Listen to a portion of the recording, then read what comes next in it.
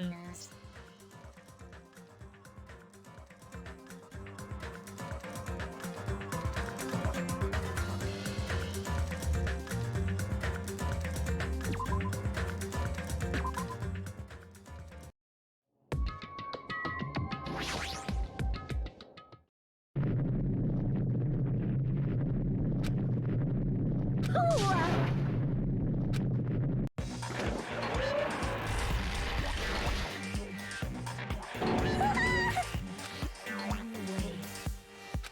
What?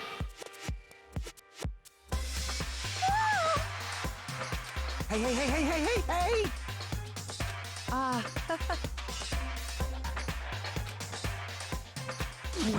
No way! Stupid!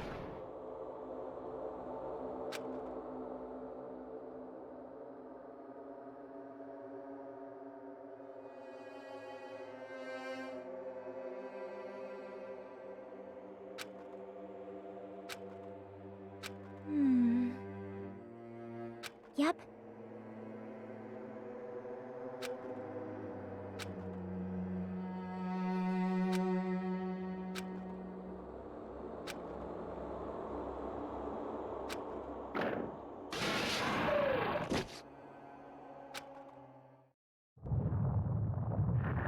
It's weird how there's an escalator in there. Huh?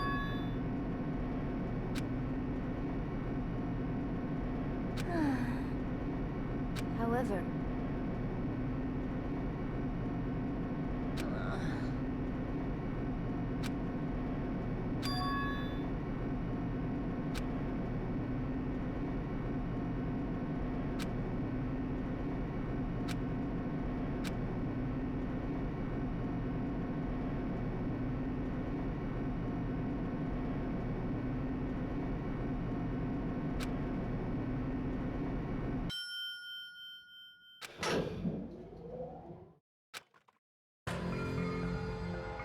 Welcome! Ta-da! Why, you... Don't fuck with me! He's mad.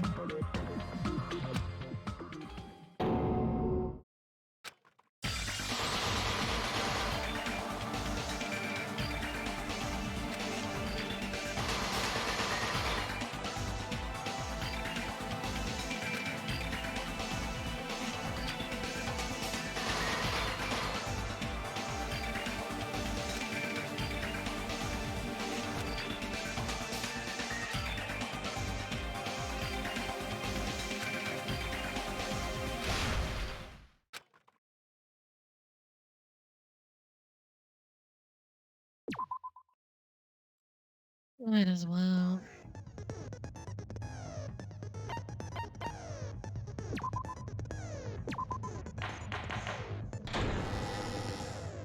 Now then, let's begin with a simple explanation of the class trial. During the class trial, you will present your arguments for who the killer is and vote for who done it. If you vote correctly, then only the blackened will receive punishment. But if you pick the wrong person, I'll punish everyone besides the blackened, and that person will earn the right to leave this island. I could have tied up on enemy. Such a cruel rule! Before we begin, I'd like to confirm one thing. Is there really a killer among us? Most definitely! There's no doubt that the blackened is lurking among you! Such a sad state of affairs, isn't it? By the way, This class trial is gonna be 100% fair, so there's no need to worry. I'm the type who hates favoritism and prejudice. Well, not as much as I hate monogamy, of course. You hate me that much? Now, let's begin. You're telling us to begin, but what are we supposed to do? No complaining, let's just settle this with our fists. Were you even listening to the rules? Didn't that Byakuya bastard get killed in the dining hall, huh? Then everyone there is a fucking suspect. Yeah, what you're really trying to say is that you're not the killer, right? No shit. You guys went off on your own and started killing each other. This has nothing to do with me. Huh? What does that mean? Anyway, why don't we try talking about the most pressing issue on our minds? Huh. The most pressing issue on our minds? Where we found the body. It's very strange to find a body underneath the table. Then, let's start with that mystery.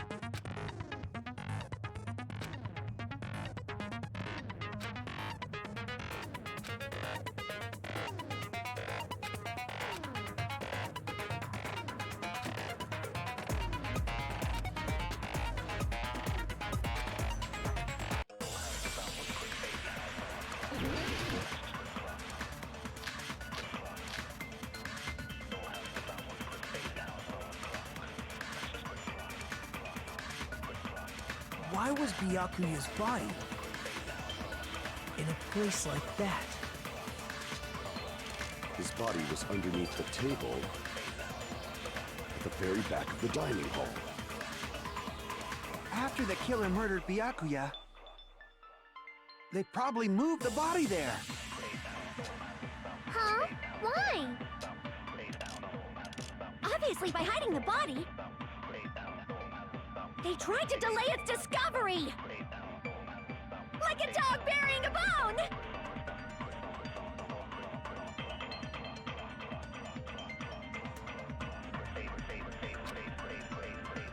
Why was Byakuya's body in a place like that?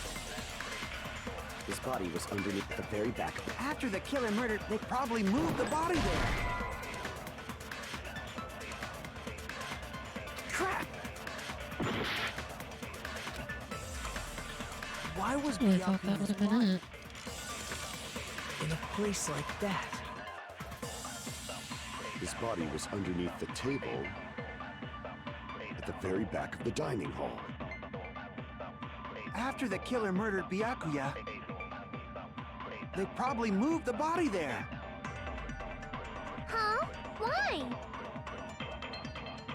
Obviously by hiding the body.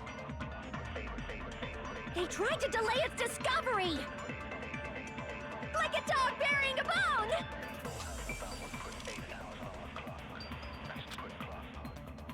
Why was Byakuya in a place like... His body was under at the very back of the After the killer murdered Byakuya, they probably moved the body... No, that's wrong!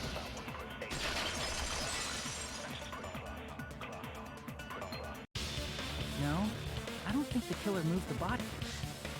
Huh? Why? Try to remember what the body looked like when we found it under the table. Though there was a lot of blood everywhere, there was no sign the killer actually dragged the body through it.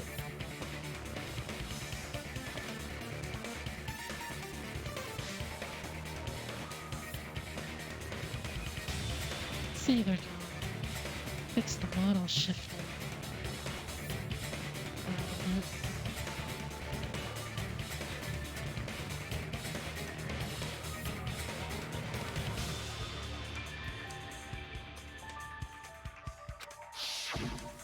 So that's why you think it's impossible that the killer moved the body. see. I get your point. Oh, and here I thought I had a genius idea. Too bad you're so stupid and boring and unpopular. Your life is meaningless. Oh, that's harsh. I respond better to praise, you know. But if the killer didn't move the body, why was it under the table? Byakuya was probably killed under the table. What? You think he was killed under the table? So Byakuya snuck under the table for reasons unknown, and that's when he was killed. Then, shortly thereafter, he found his body under the table. That does make sense, but why did he go under the table? Obviously, he was hiding so he could surprise us. That dude was always a big jokester. The hell he was? You seriously couldn't tell what kind of person he was? Maybe he panicked during the blackout and dove under the table. It's a blackout, not an earthquake. Just because the power went out doesn't mean you dive under the table. The reason why is probably connected to what Byakuya was doing during the party, don't you think?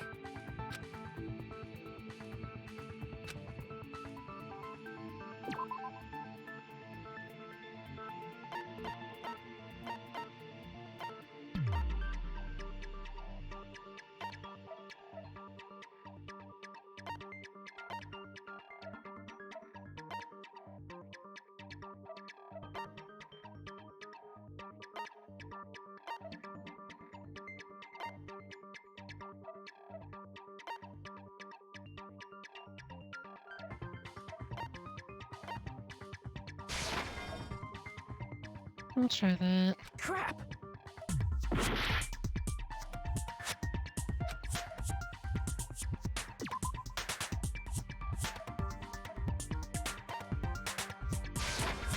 I can prove it with this!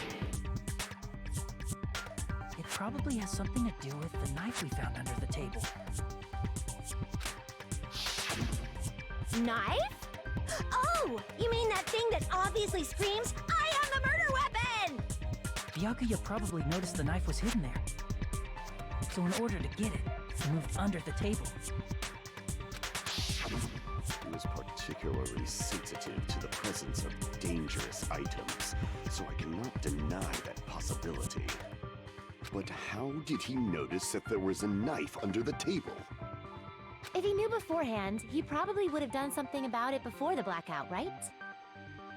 Then, instead of knowing about it beforehand, maybe he saw it right at that moment.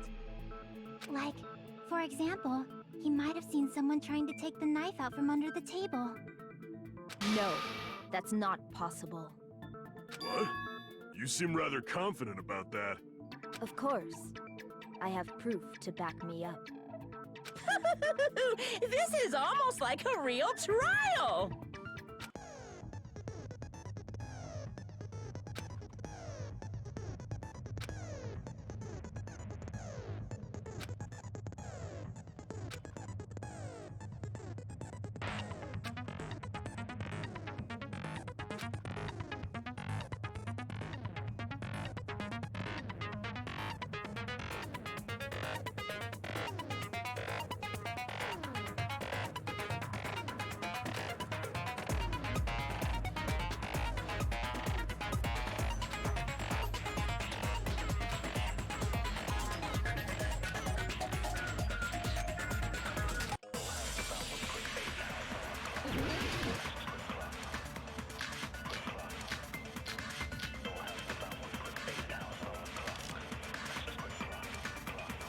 I'm sure Byakuya ducked under the table during the blackout.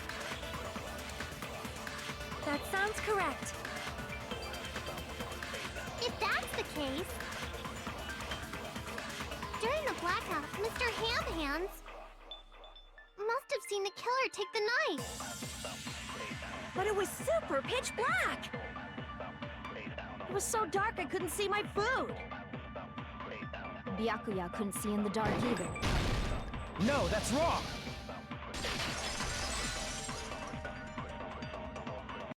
No, Byakuya was probably the only one who was able to see in the dark. Why do you say that? He was using those night vision goggles we found under the table. He could have seen what was happening.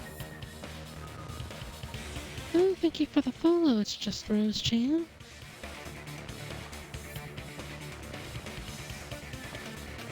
So, are you saying Byakuya was the one who used those night vision goggles? Yeah, that seems to be the case. Your reasoning is out of focus. No, Not that's expecting obviously that. wrong. It should be the other way around. Other way around? Seriously? The killer used those night vision goggles, not Byakuya. Oh, it's just Rose-chan. How are you doing?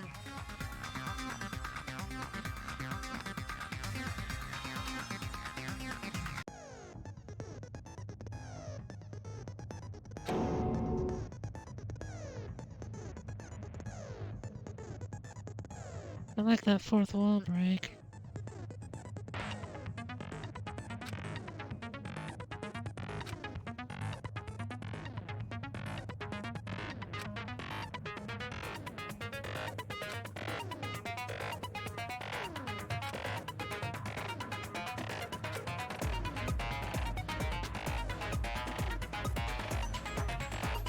I'm good. Hello, Louis Radio. How are you doing?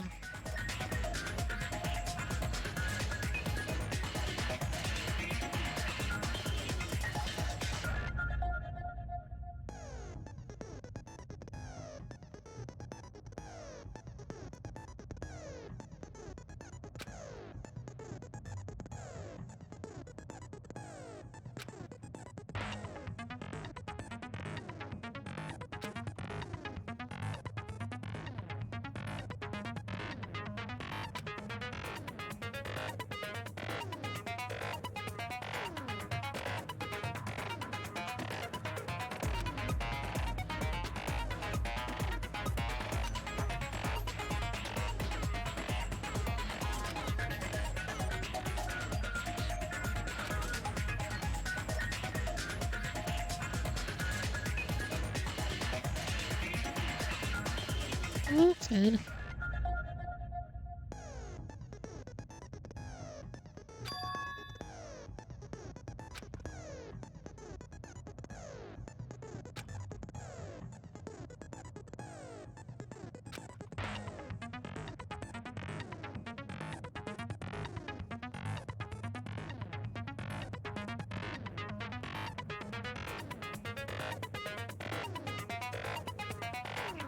Yeah, he came in just as soon as that was asked.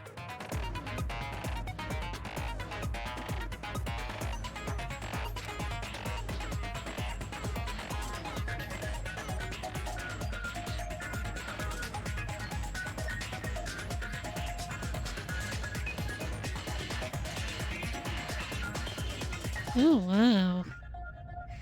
That's a good long stream.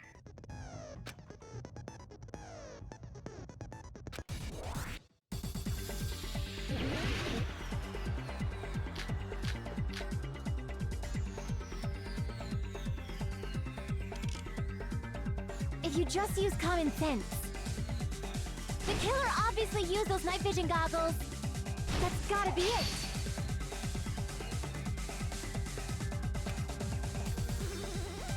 If you just use the killer obviously used those night vision goggles. That's gotta be it. Where's your proof that the killer used them? Because if they used night vision goggles, then they could have killed Byakuya even in the dark. I mean, in reality, so those goggles were planned if the killer brought them to the crime scene. Damn it! If you just use common sense. The killer obviously used those night vision goggles. That's gotta be it. Damn it! If you just use common, the killer obviously used not those sure night what I'm vision supposed to goggles. do. That's gotta be it. Where's your proof that the killer used them? Because if they used night vision goggles, then they could have killed Byakuya even in the dark. I mean, in reality, That's so those goggles were planted if the killer brought them to the crime scene. It was like 4 hours.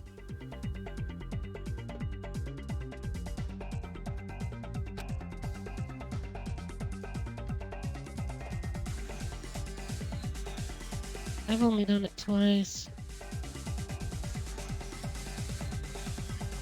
Because if they used night vision goggles, then they could have killed Byakuya even in reality.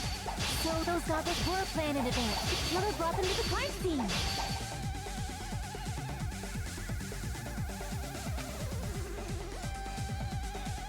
Because if they used night vision goggles, then they could have killed Byakuya even in reality.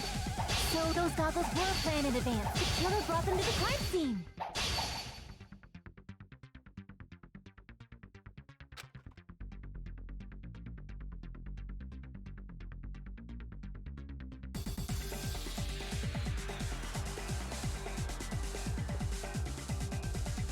Sometimes it's hard moments.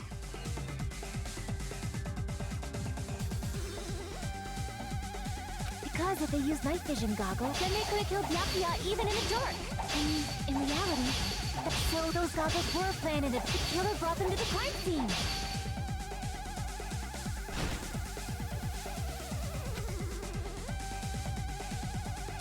Because if they used night, then they could have killed Byakuya even in reality, so those goggles were planned and the killer brought them to the crime scene.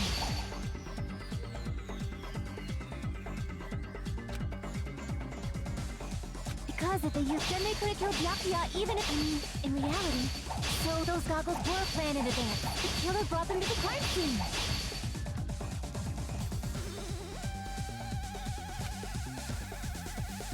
Because if they used, then they could have killed Byakuya even in the I guess I just skipped that So one those then. goggles were planned and the killer brought them to the crime scene.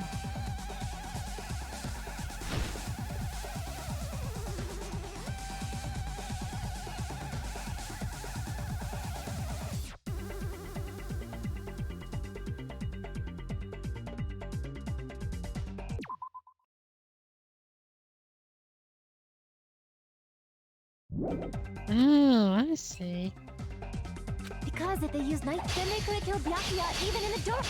In reality, that's so those goggles were planned and the killer brought them to the crime scene.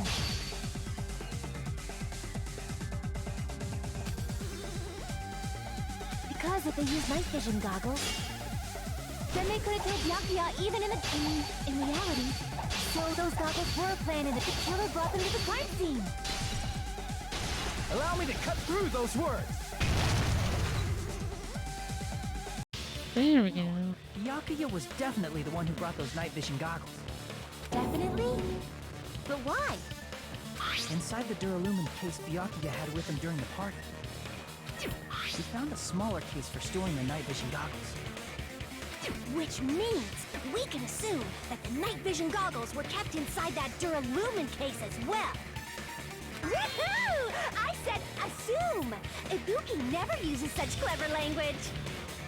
Plus, Byakuya was the only one who could have taken the night vision goggles out of the case, since he was carrying it around before the blackout in the first place. I see. When you put it like that, it makes sense. Then, was that knife inside the case too? If there were night vision goggles inside, it wouldn't be weird for a knife to be in there too. It would be weird. I am weird, aren't I? At times like this, I'd rather be fantasizing about tonight's main dish. Ooh, you totally mean that in a perverted way.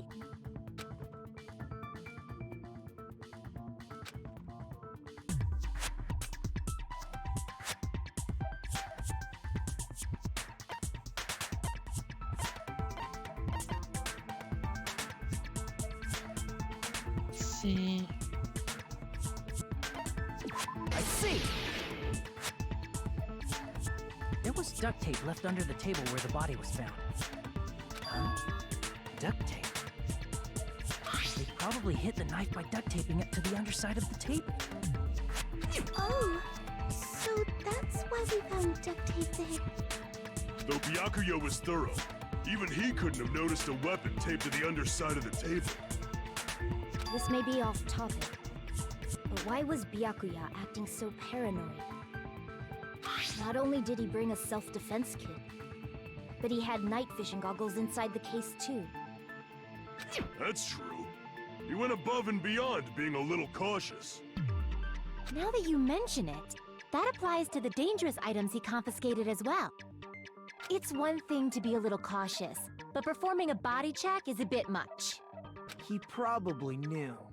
Someone was planning to commit a murder. Are you saying he predicted the murder? Could it be? Was he also in possession of the all-seeing eye?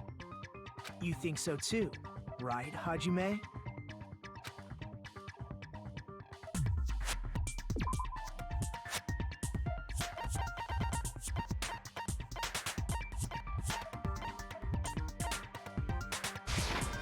I can prove it with this. Excellent.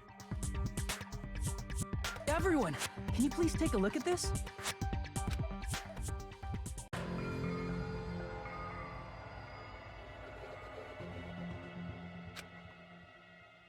Hey, the hell is this? Hajime and I found this in Byakuya's cottage. It looks like a threatening letter someone sent to him. So, who's the someone? Nobody besides Monokuma would write such a dumb, threatening letter like that. Wasn't me! Are you sure? The only lies I tell are friendly lies! Those are still lies! Doesn't matter who wrote it yet. So, Byakuya became paranoid because of this threatening letter? He probably decided to throw a party because of the letter. What do you mean? By gathering everyone in one place, he tried to create a situation where everyone could keep tabs on each other. In doing so, he tried to put the writer of the letter in a situation where they couldn't act. But the letter might have been just a little prank. As long as he was determined not to let any of us die, he couldn't take that risk. His strong sense of responsibility made him believe the letter was legitimate. You should have told us he received a threatening letter. If he had, we would have panicked. Byakuya probably knew that too. So, he tried to do something about it without telling anyone? I see. A strong sense of responsibility as our leader was his undoing. Screw that noise! Who the hell wrote that letter? Well, obviously, the killer.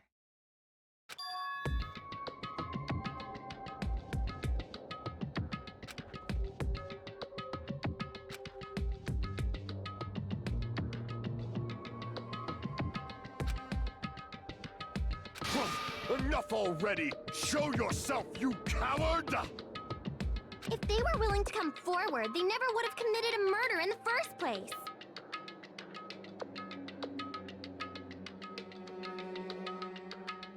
I agree.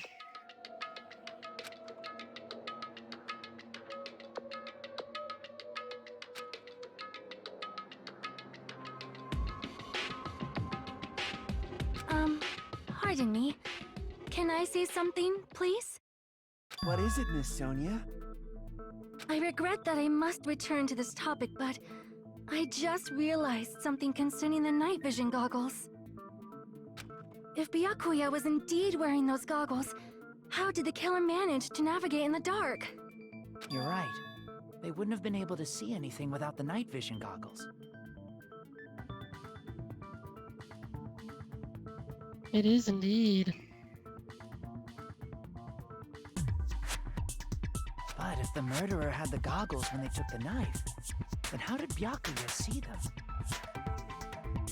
Even if the knife bore some sort of mark, it would have been difficult to see it in that darkness.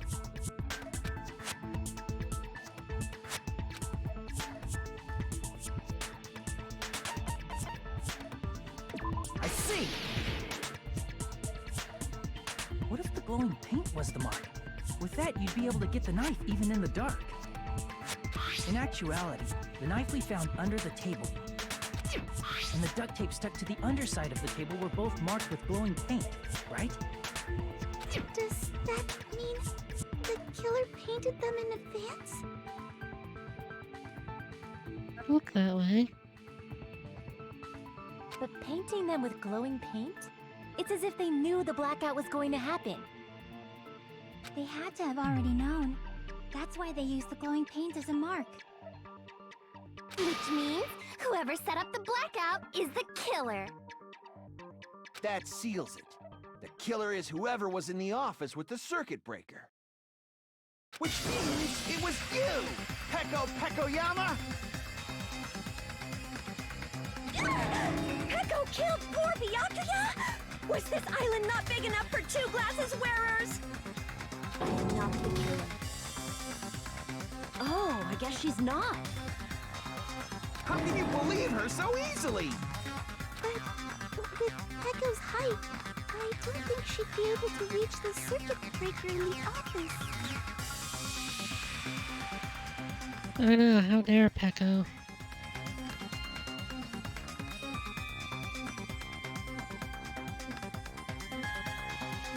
Although I'm not really sold on it being Peko. I don't care about a technicality like that. Peko's the one who tripped the breaker and caused the blackout.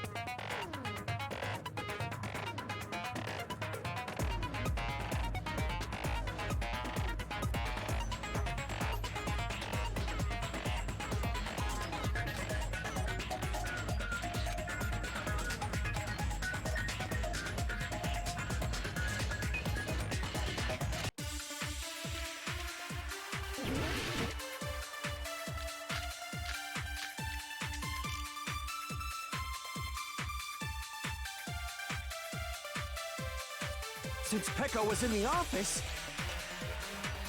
she could have caused the blackout at any time. That's impossible. Huh? Why is it impossible? Because I was not in the office. Not even before the blackout. I agree with that.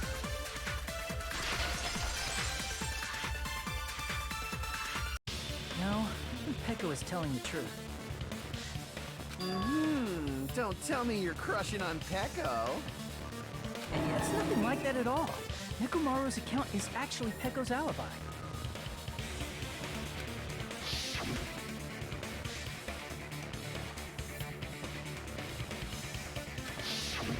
It's true. Someone was occupying the bathroom for a long time shortly after the party started. And it was finally freed up after Byakuya's body was discovered. Then the person who was in the bathroom that whole time was actually... Everyone else besides Peko was in the dining hall after the party started, right? I see. So there's no way anybody else could have locked themselves in the bathroom except Peko. I guess that would be true. You locked yourself in the commode? You should have said so earlier. There's no way she'd actually say that. Gosh, you are so insensitive. If she locked herself in the bathroom for that long, there's no doubt. It's shit. Oh, there's no way she'd admit it. There's no way she'd admit she was taking a shit. Hey, weren't you guys taught any basic manners, or were you raised in a locker room? I'm sorry. It's fine. How about we stop talking about this and move on to something else? Don't worry, the smell wasn't that strong. I used the bathroom right after you, so you can trust me. I said it's fine. But still, you were in the bathroom for a really long time. Did you get food poisoning or something? As soon as I stepped into the office, I felt this sudden rush of pain in my stomach. Because of that, I was unable to leave the bathroom, including when the blackout occurred. Hey, how did it feel to do your business in the dark? Did you get excited? Seriously, stop it. But still, your stomach pain. Was that really just a coincidence? Hey, what's the deal? Don't butt into other people's business, especially if you didn't do any investigating. I'm only butting in because you fucking idiots are out of your element. Stop this childish nonsense. Just what do you mean by coincidence? What I mean is it possible someone slipped her some laxatives? It is a possibility. Laxatives? If so, the killer could have tripped the breaker as soon as that girl left the office, don't you think? I see. That might have happened.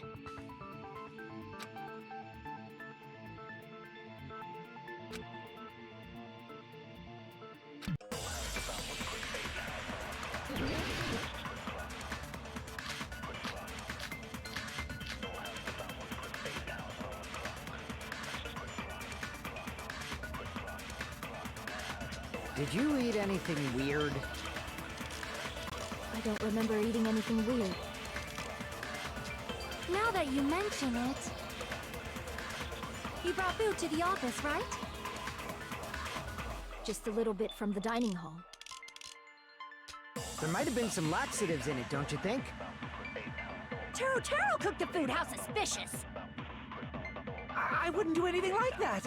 I don't miss the one I need. Laxatives would ruin the taste!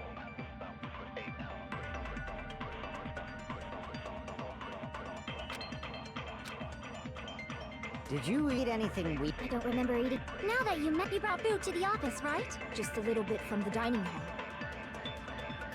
There might have been some laxatives in it, don't you think? No, that's wrong!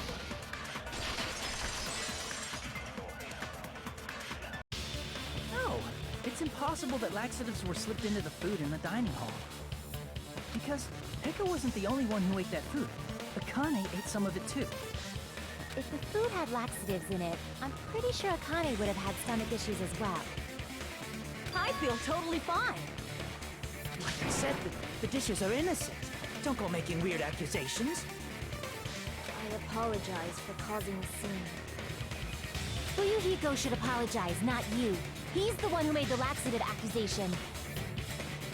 What the fuck did you say, bitch? Cease this bickering!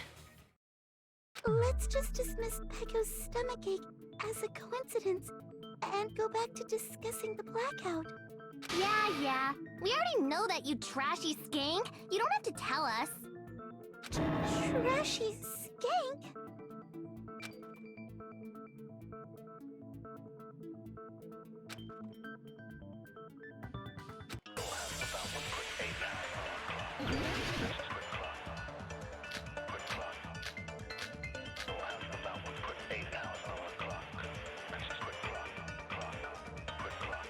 Who tripped the breaker and how did they do it? If you can't answer that, I'm gonna bop you on the head. Did they throw a stone and hit it? Maybe they used a remote control? They probably messed with the breaker. It does not have to be the breaker. They may have tampered with the power supply and transmitters. Or maybe they caused a power surge? I agree with that.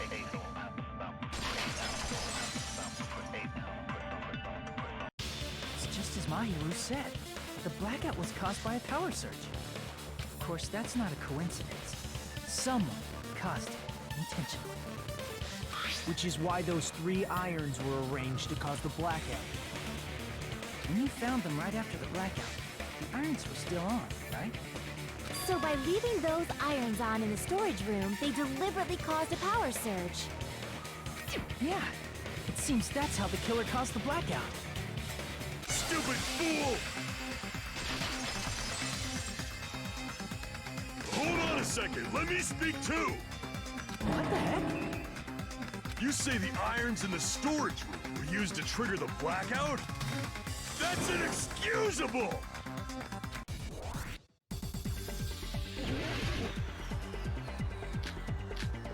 Hmm?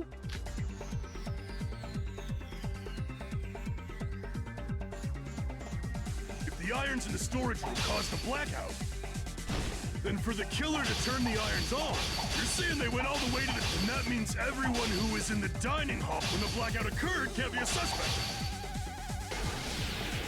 No, just because people were in the dining hall doesn't mean they're not a suspect. But the people in the dining hall weren't able to cause the blackout. If the irons caused the blackout, then the killer had to go to the storage room before that. Okay, missed it. On the iron! Now do you intend to take back what you said? But the people in the dining hall were... If the irons caused the blackout... Allow me to cut through those words! The irons are just one reason the blackout occurred, but they weren't the direct trigger. The direct trigger was when the air conditioners in the dining hall and office clicked on. The air conditioners! The timers for both air conditioners were set to 11:30 p.m. 11:30 p.m. Mr. Ham-Hams died around that time too! I see. When the timers activated the air conditioners, the breaker was tripped and caused a blackout. I see! I understand! Indubitably! Indubitably? They probably checked the old building's energy usage in advance and used the irons to nearly max it out. So once they set the air conditioner's timers, they just had to wait until they started up on their own. If so, even if Pekka was in the office, it still would have been possible to cause a blackout, indubitably. Indubitably? Miss Sonia, not you too. Regarding the energy usage, they probably asked Monokuma about it. Dun dun dun! Is she right? Such a hateful bear! You deserve to die 1,000 deaths! 1,000, you say? If I died that many times, I might really stay dead, you know? Shut up! You guys just stay quiet! I couldn't have prevented the blackout even if I was in the office. Even so, I feel regret. If I was in the office, I could have reset the breaker in time. And maybe the murder wouldn't have occurred. No, the breaker in the office was built into a high area of the wall that's impossible to reach. Resetting the breaker in that darkness would have been impossible, no matter what. Sounds like you don't need to blame yourself. Even so, the killer is so sly. I'm starting to worry we may never actually find them. It's alright. You don't have to worry. Because they're just a petty killer, right? They can't defeat symbols of hope like you guys. There's no way everybody will lose now. This little incident will just be a stepping stone for you all. In the end, hope always wins. That's what I believe. Nagito? What happened to you? Huh? What do you mean? Well, you have been saying this whole time that there's no way a killer could be among us. Oh, is that so? Well, let's just put that minor detail aside for now and talk about the incident. For now, we found out how the blackout occurred. But the question is, who caused it, right? Anybody could have hid and set the timers for the air conditioners. Setting up the irons in the storage room could have been done before Byakuya set foot in the old building. What a shame. Any one of us is capable of that. What are you implying? He's just saying, after all this time, we still haven't made any progress. Huh? Even though we have been arguing for so long? Well, I'd say there's been a little bit of progress. Unfortunately, it's the truth. Despite the fact that we've discussed this at length, there's not even one clue that leads to the killer. But that might be because There's no way any of us could be a killer. You're changing your story again? Anyway, I have an idea about what we all should do at this point. Has anyone thought about our situation like this? Instead of surviving by doubting others, isn't it better to get killed for believing in others? Doesn't that mean...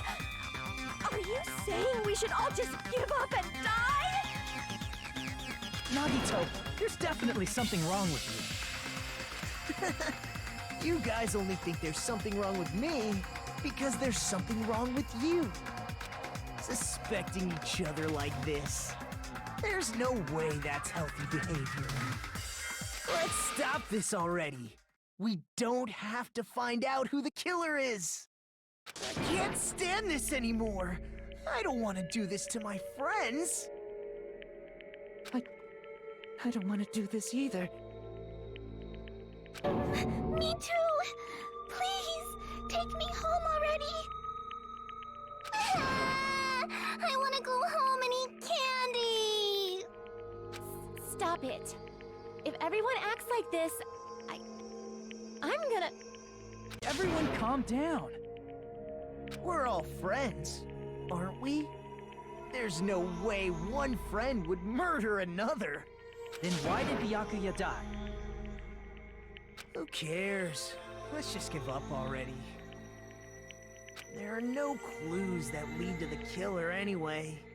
Not a single one. That's wrong. I think... Did you say something? We've already found a clue that might point to who the killer is. You know who the killer is? The killer? I don't know.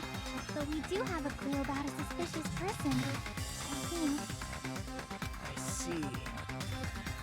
Then care to tell me, what's this clue you're talking about? First of all, let's try thinking about how the killer was able to obtain the knife during the blackout. Didn't we already cover that? They use glowing paint as a mark. No, not that. I mean before that.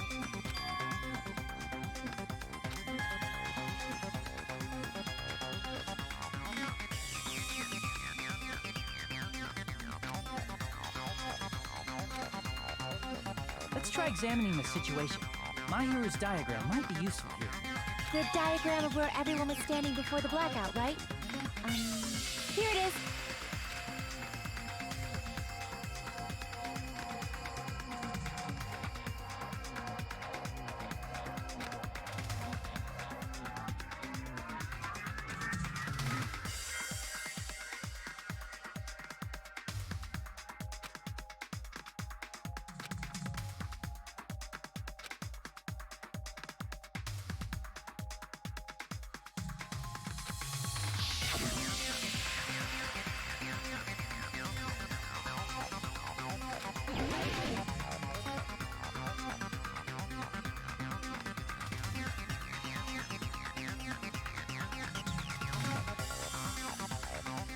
Shoot through here. Here! There we go. The killer must have used the desk lamp to move to that table in the dark. The desk lamp? I hope you don't mean they turned on a light or something. There was a blackout. There's no way the killer could have used the desk lamp.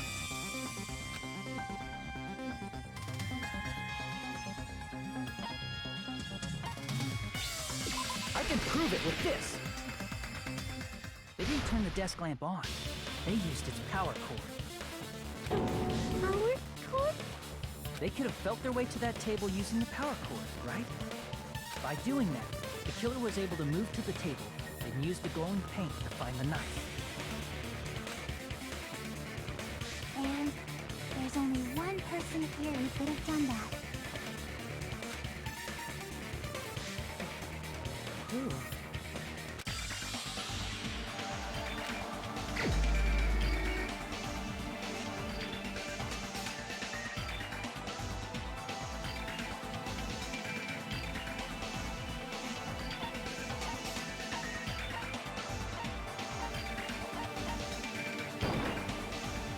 only one! Nagito, it was you, wasn't it? Me? Judging from everyone's positions before the blackout, the only person near the power cord was you. Which means the only one who could have felt their way to the table using the power cord was Nagito! That's just a coincidence. But still, you had a chance, right? A chance to hide the knife under the table?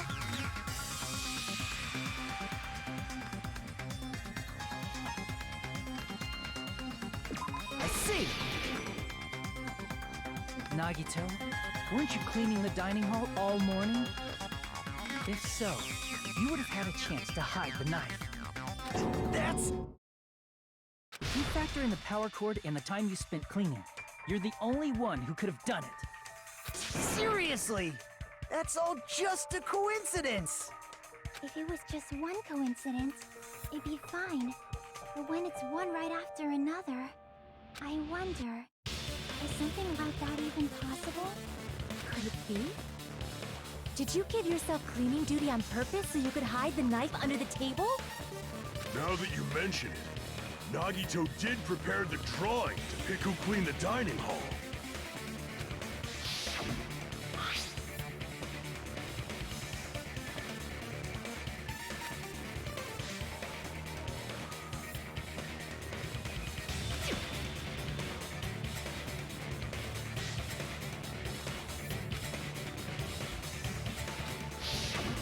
You rigged the drawing, didn't you? That's how you got picked to clean the dining hall, isn't it?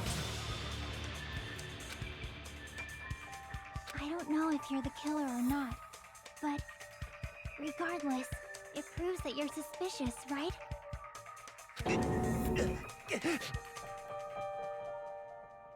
If that's the case, that strange speech you made earlier, that was part of your plan too.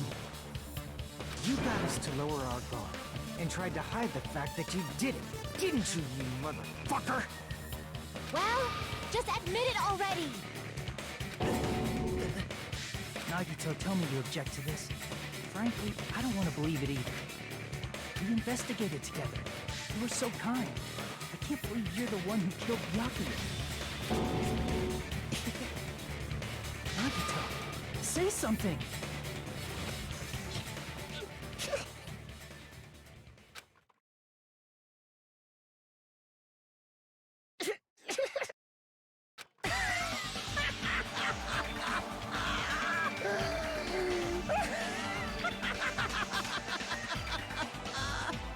The Ultimates are working together to combat the despair of their friend's death!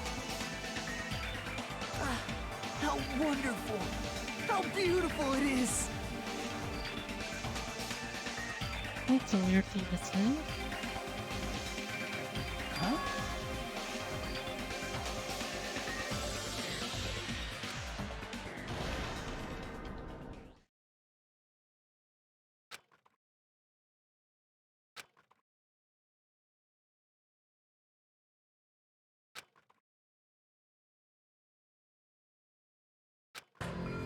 Let's cut to the chase. You're correct. It was my doing all along. I'm the one who hid the knife under the table before the party started. I'm the one who used the power cord to find my way to the table in the dark. And of course, I'm the one who caused the blackout. After all, there's no way I'd knowingly whip out a knife in front of everyone, right?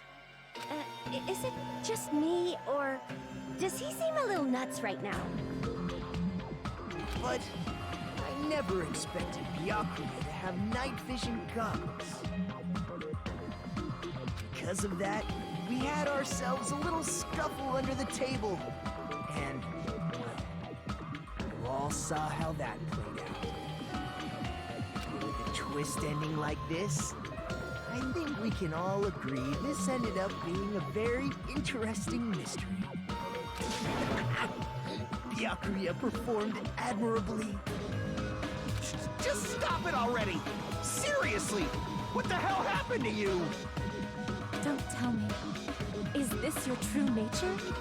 Were you lying to us this entire time? Lie? That's outrageous. There's no way someone like me could ever lie to you guys. I understand better than anyone else that I'm ultimately worthless. Too arrogant to have dreams or cling to hope. Too disdainful to actually try at anything. I've made peace with the fact that I'm a lowly, stupid, insignificant human who can't do anything right. Holy crap! He's totally the type of guy who spent his childhood killing neighborhood pets! He seems like the sort of person whose eyes light up while watching Friday the 13th. Just like me. It's a weird comment at the end there. That's quite the hobby you have there. But, like, now's not really the time to bring it up.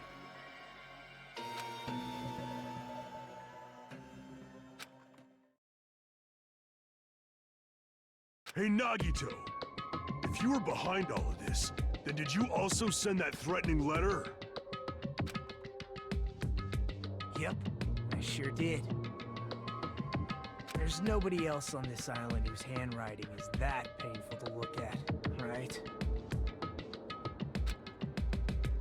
But why would you send a threatening letter in the first place? I think, somewhere deep in my heart, I was probably hoping to find someone who would stop my evil deeds. Well, I bet if that really was my reason, at least some of you would feel sorry for me. Are you making fun of us? By threatening Byakuya, Nagito was likely able to manipulate his actions.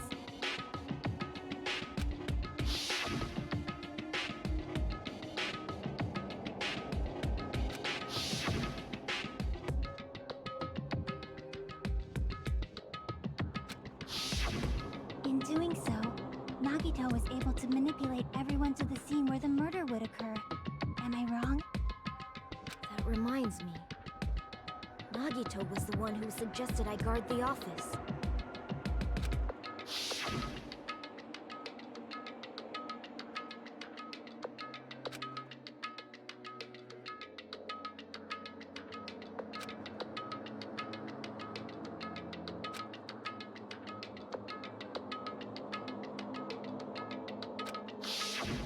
Oh, I get it.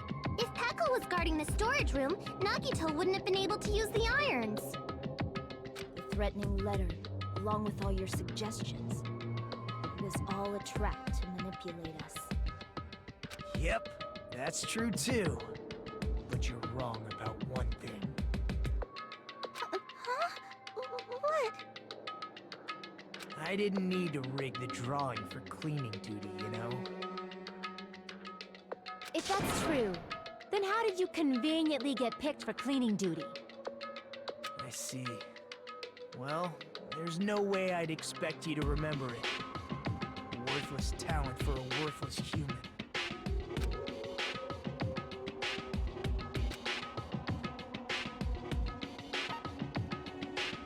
I see! You're the ultimate lucky student. Then, did you? That's right. I just trusted my luck. I trusted I'd be picked for cleaning duty. You just relied on your luck? It's not just luck. It's true my talent sucks. But I'm still the ultimate lucky student, you know?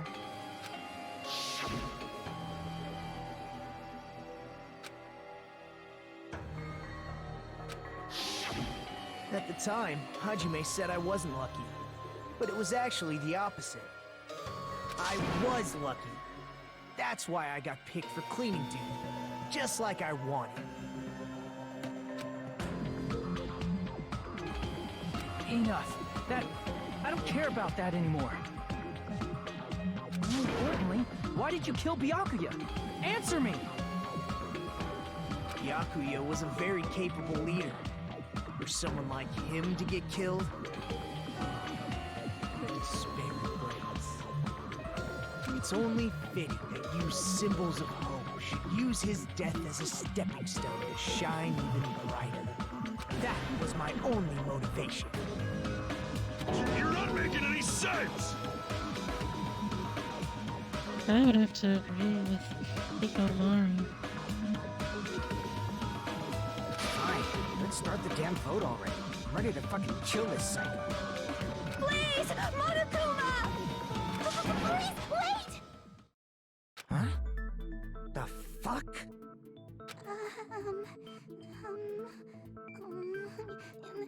How should I put this? It is not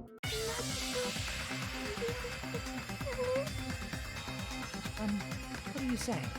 He's already confessed, hasn't he? I already know that, but there's just something a little strange. If it's only a little, then keep your mouth shut. Your ugly face is stressing me out. It makes me want to puke. I'm sorry.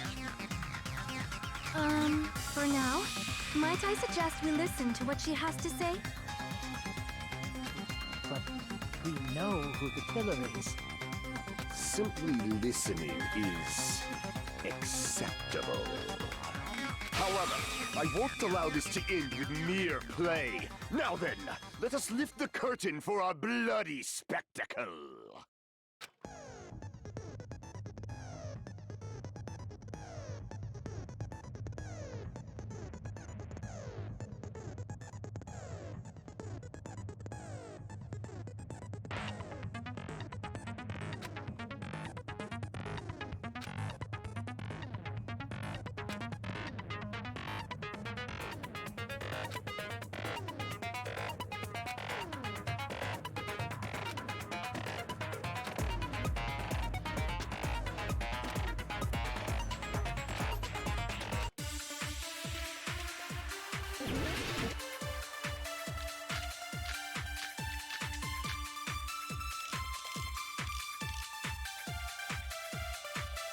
I think it's strange that...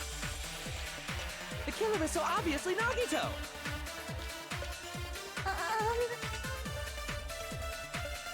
He has already confessed. You know... That bastard Nagito is the one who did it. He killed Byakuya with a knife he hit. No, that's wrong.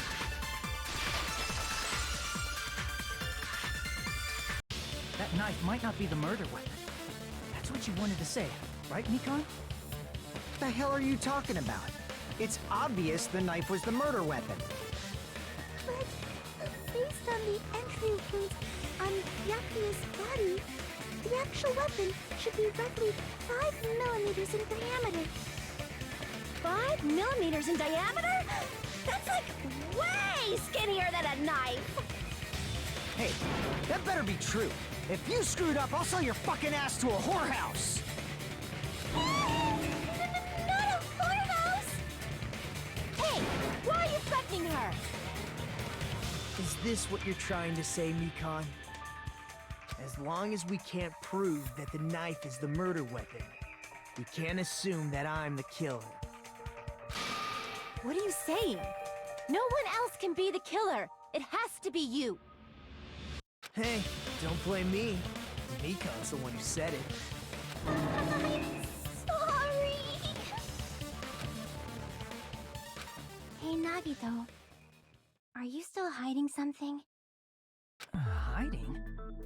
Like, during the blackout, did something happen between you and Byakuya that we don't know about? Who knows? After all this, what else do you intend to hide? Jeez, the moment your back's against the wall, you get all silent. You piss me off! What happened during the blackout? Ugh! If you cross your eyes like this, it gives you double vision! Don't get distracted! Our lives are at stake, you know? Huh? Whose life is at stake? Seriously, how long is it gonna take for you to understand the damn rules? Nobody can see in the dark, no matter how hard you think about it. The truth is beyond your sight. Don't you think that's a pretty clever metaphor? Despite the fact that it came from me? No, that's not it. Not it? What's not it?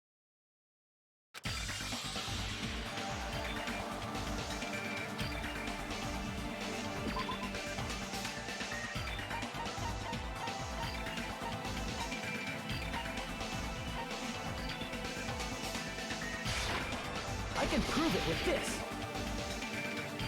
Even if we couldn't see what happened in the dark, I'm pretty sure someone could have heard it. Isn't that right, Ibuki? For real? You were the one who told me, remember? How everyone was shouting during the blackout? Everyone, calm down. We gotta stay calm in a situation like this. Ah! Don't step on my feet! What the hell? What's going on here? This is... Ow! Turn the damn lights on! I can't eat like this, you know! You guys? Where are you? Wasn't the blackout just in the kitchen? Perhaps the breaker overloaded? Hold on a sec. I'll go along the wall and do something about it. Such perceptive hearing. Impressive. I'd expect no less from the ultimate musician. It's a good thing your ears are awesome because your face, style, figure, and personality totally suck. You've cut me deep with your knife of truth! However, after hearing what Byakuya and Nagito said in the dark, What the hell? What's going on here? This is... Ow! it almost sounds like Byakuya fought back against Nagito or something. Well, that's actually what happened. As a sign of respect for Ibuki's talent, I have a small confession to make. I was actually shoved out from under the table by Byakuya. He shoved you out? Just as the blackout occurred, I hurried to duck under the table and grab the knife. But Byakuya, wearing his night vision goggles, caught me and shoved me right out from under the table. That's right. I'm so incompetent that I couldn't even grab the knife.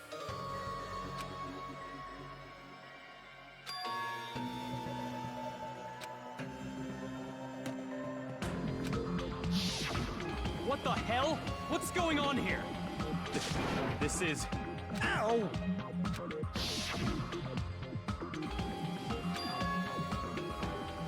After getting shoved out from under the table, I was just as confused as you guys. I lost sight of the glowing paint.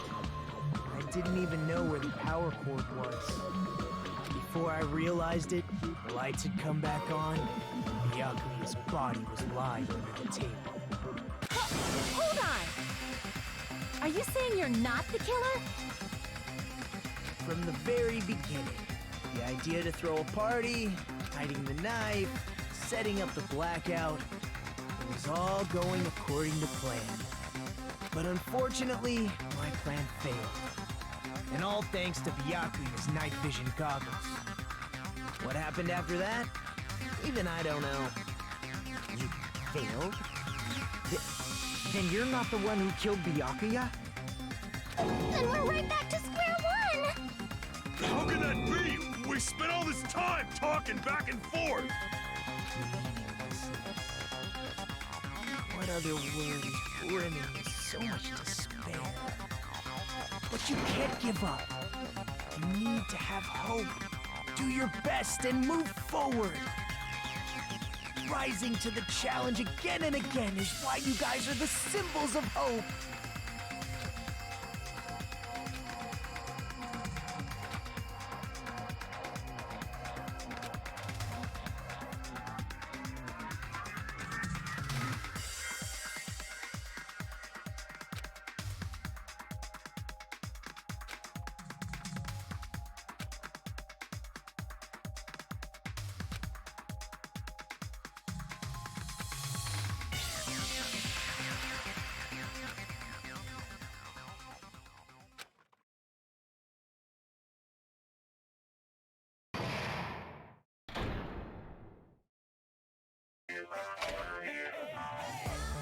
Well now.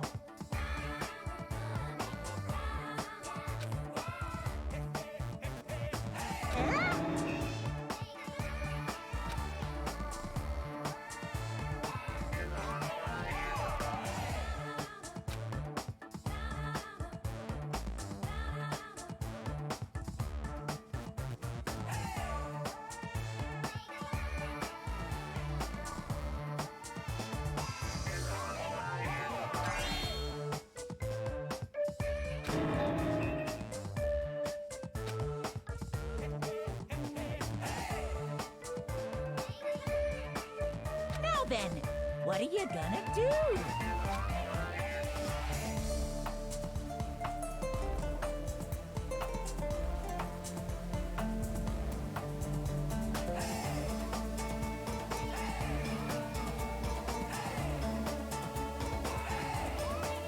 Well, I guess continue.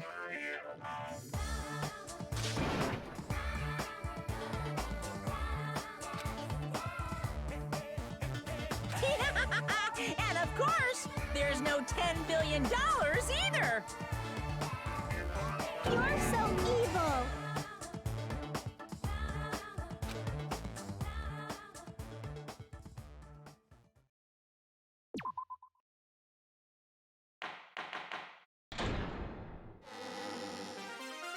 I was thinking you can save partway through the And my trial. heart is throbbing like crazy right now. The group's leader, Byakuya, got killed. And his killer is among this group of students? No, I'm not gonna believe it. I'll never believe it. 'Cause I believe in everyone. So do your best. And don't forget to save regularly. Well, what now? If the knife isn't the murder weapon, there's no definitive proof that I'm the killer. Shut up! We'll be the judge of that. You say you were shoved away, but you can't actually prove it, right? That's right. Even if a different weapon was used, it does not mean Nagito has been cleared of suspicion. But there's another reason why I don't think Nagito is the killer. There's still more? Based on what we've discussed, Byakuya was killed under the table, right? Is there something wrong with that? Well, even if that's true, I feel Nagito looks, clean. Nobody's ever complimented me on my appearance before. Not even my own mother. I'm not talking about your looks.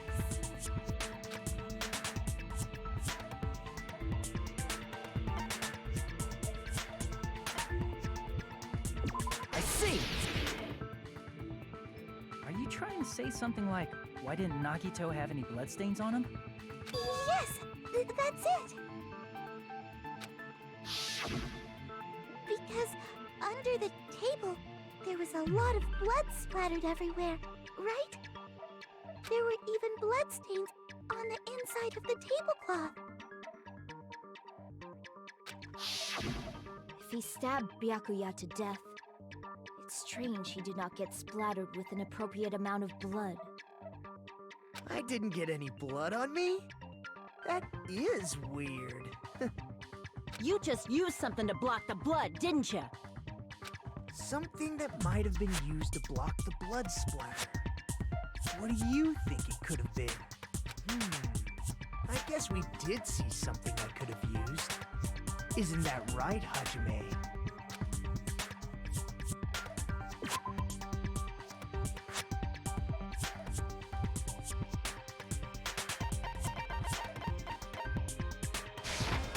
I can prove it with this! You're talking about the bloodstained tablecloth we found in the storage room, right? If there are bloodstains on it, that settles it. Nagito used the tablecloth to block the blood splatter. But that was found in the storage room, right? Are you suggesting he hid it there after the murder? You mean after the lights came back on? What would he have done if we'd seen him? That's true. The tablecloth was pretty big. So even if you tried to hide it and take it with you, Wearing a tablecloth, going under the table, getting a knife in a blackout, and stabbing someone. That's not just impossible for someone like me. Wouldn't it also be impossible for you guys too? then what does it mean? Maybe the killer didn't necessarily stab Byakuya under the table. No, there's no mistake that the murder occurred under that table. Chiaki has a point. Even the inside of the tablecloth was bloody, so there's no denying Byakuya was killed there. But that doesn't mean where Byakuya got stabbed and where the killer did the stabbing are the same, right? I don't understand at all!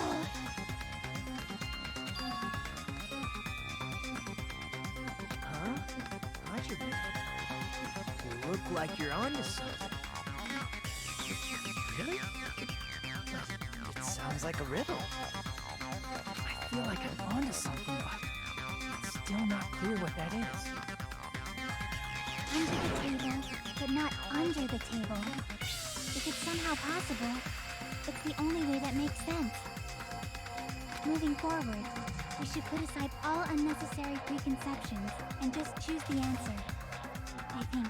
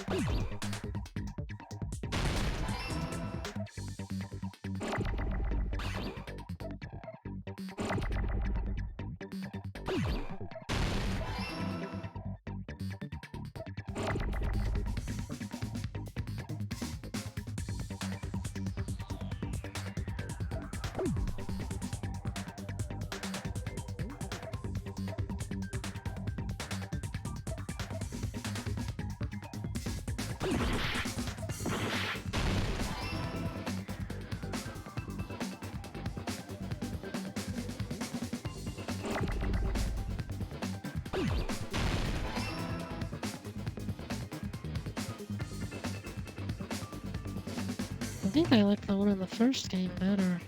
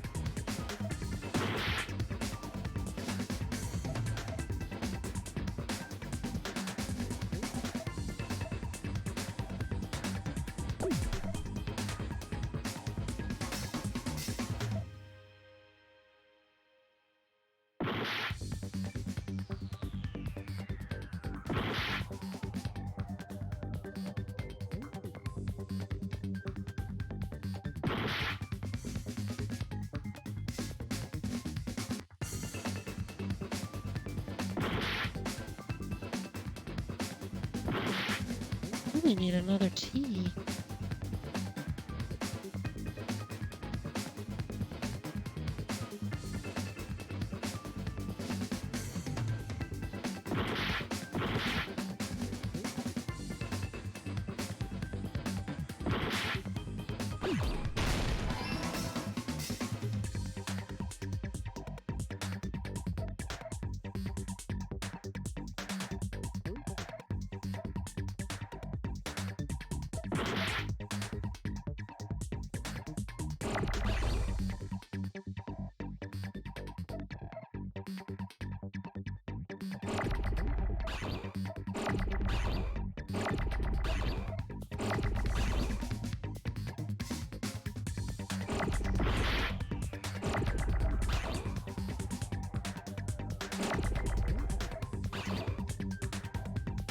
What I really need is the letter H.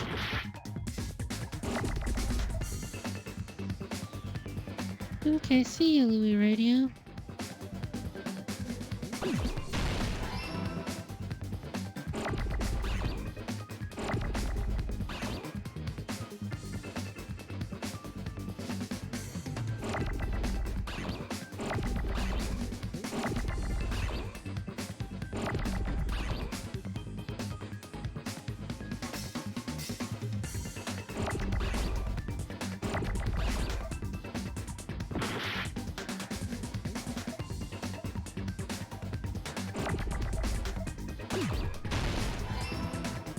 Yeah, that part's done.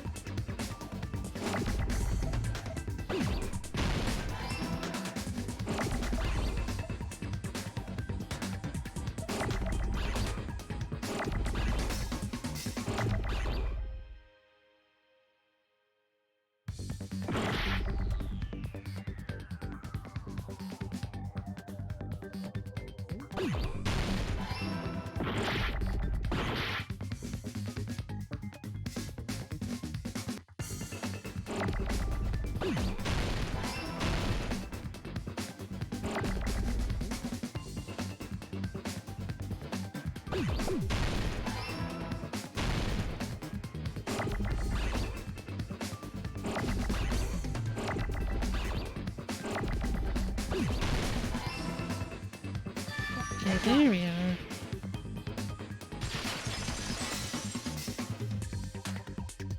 Got it! The killer must have stabbed Byakuya from under the floorboards. Under the floorboards? The floorboards in the old building are full of gaps, and there was no carpet laid out under the table. If they stuck the weapon through one of the gaps, they could have stabbed Byakuya to death. If so, that means the killer was able to get under the floorboards. Where? And how? I don't know that yet, but I have a feeling there's someone here who does know.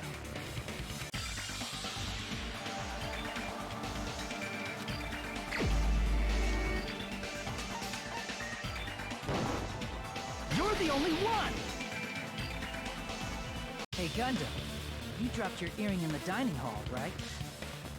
Are you referring to the Hellhound earring? About that earring. I said, are you referring to the Hellhound earring? About that Hellhound earring. You dropped it beneath the floorboard, right?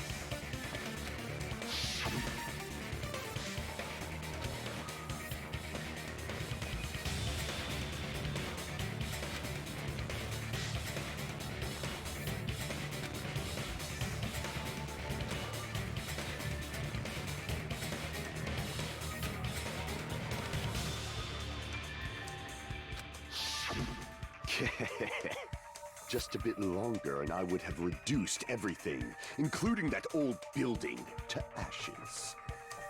However, it's just as the old legend said. The Hellhound earring has returned to its owner, to me! Is it safe to say that that earring is the one hanging from your right ear? Huh? Could it be? Gundam wasn't wearing an earring during the investigation. And if he had it on by the time the class trial began, then And that means Gundam was able to retrieve his earring from beneath the floorboards during the investigation. So, Gundam knows how to get under the floorboards. It's understandable. After all, you fools only view the world through eyes of glass. But I am different.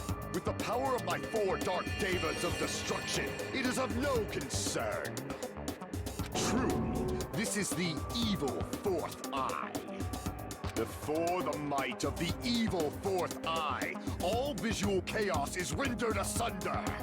What should I do? I'm embarrassed just listening to him. Oh! Man up and speak more clearly! Fine, I shall tell you all. The answer was in the storage room.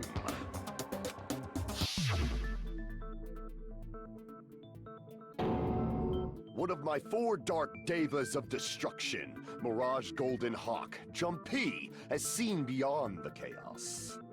A secret passage of doom leading to the underground lurks beneath a large assortment of random boxes.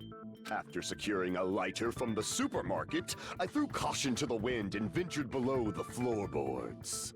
And as a result of that lonesome battle, I was able to recover the Hellhound earring with my own 2 hands. Tremble with fear, fools! Behold my power!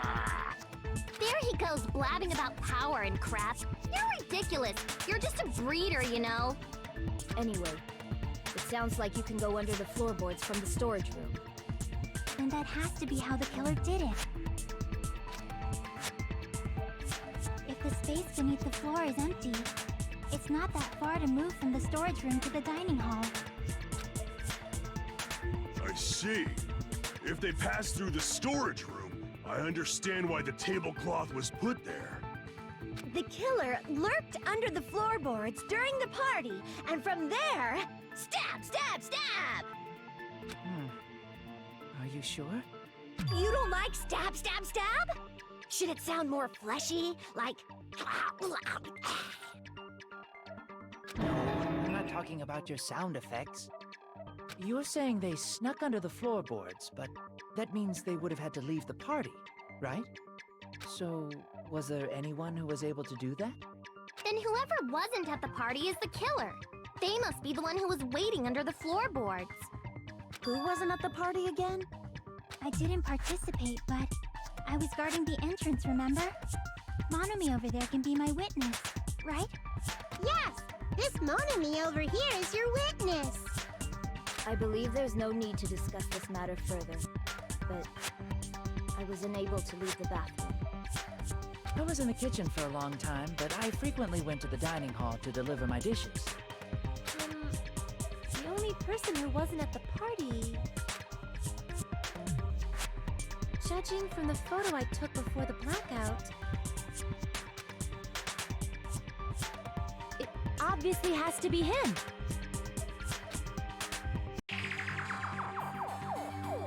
Yay! It's decided! What the fuck are you saying? I'm not the killer! Oh, really? What happened to the tough guy who was saying stuff like, I can do it? Don't mess with me! I'll fucking kill you! See? You're making threats again. Yep, that's right. Things are starting to get exciting.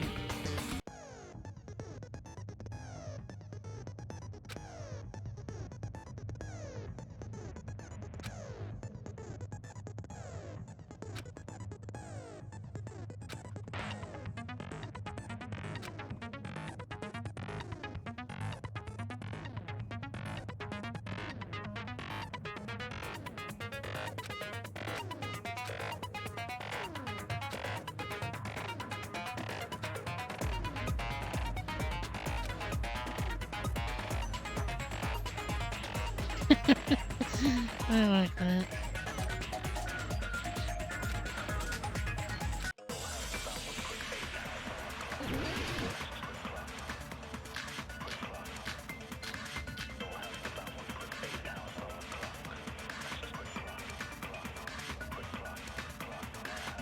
During the party, the killer...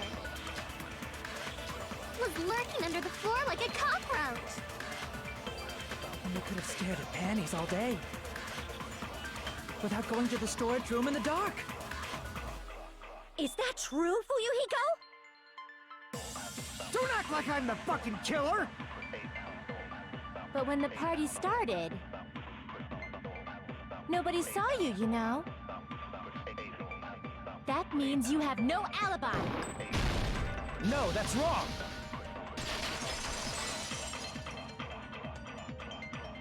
No, Fuyuhiko definitely has an alibi. Isn't that right, Chiaki? Oh, you're right.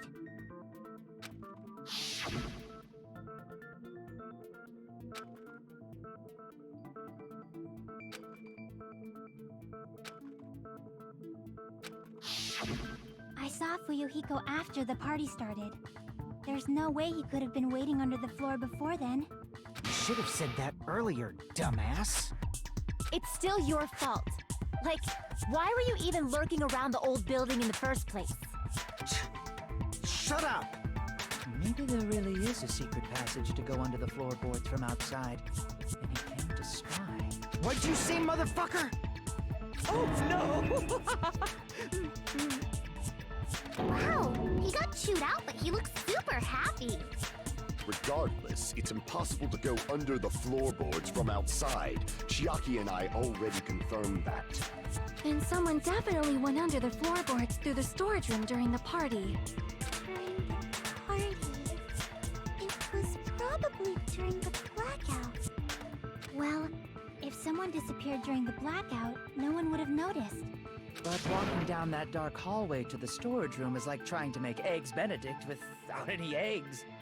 You're right. I couldn't even see the office in that darkness, and that room was much closer. But is it really impossible? It might be better if we examine that possibility a little bit more. It was super dark, you know? There's no way you'd be able to find your way to the storage room. It appears we're getting close to the final stage. The blackened or the spotless? Which is superior? I think it's time to settle this.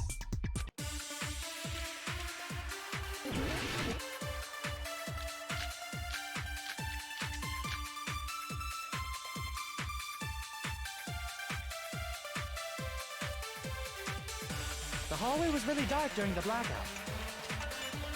Moving to the storage room like that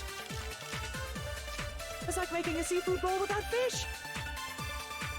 Is it really not possible? What if they used a string like the cord? Maybe there was another pair of night vision goggles? What a pain. I'm gonna go with my gut.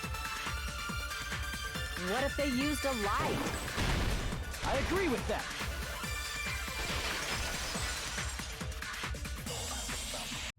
I know. The killer had a light with him. Oh, I was right? But where could they have found a light? There was one nearby for sure. See? It's written on the kitchen's equipment list.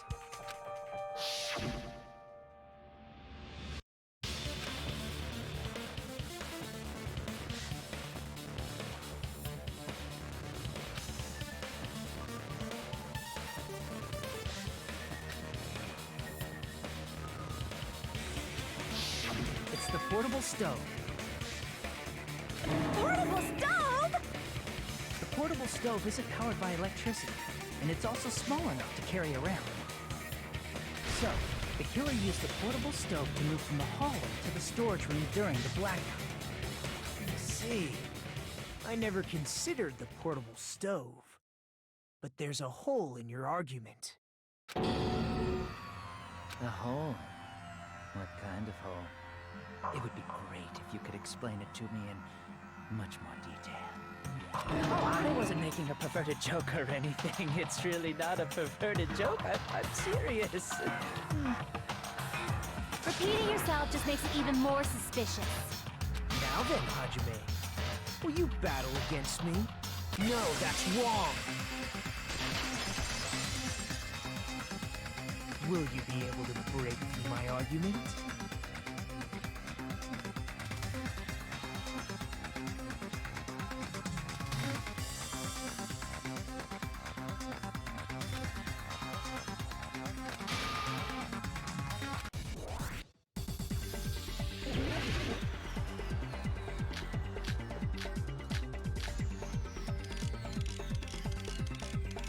Did you forget what Kazuichi said earlier? He said the hall was too dark to see the office.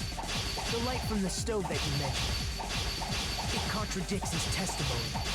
Or are you intentionally doubting his testimony?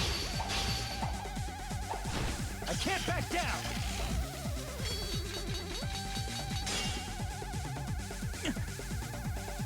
Did you forget what Kazuichi said earlier? He said the hall was too dark to see the office. The light from the stove that you mentioned. It contradicts his testimony. Or are you intentionally doubting his testimony? I can't back down!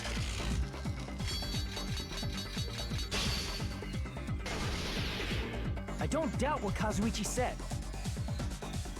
What are you trying to say? The reason Kazuichi couldn't see the office was because the hallway was dark. So if a light was shining in such a dark hallway, wouldn't Kazuichi have seen it? Allow me to cut through those words! Okay, there we go. Thought I missed it. Nagito, did you forget? Or are you just pretending you forgot? Huh? What are you talking about? There should have been a wall that blocked light.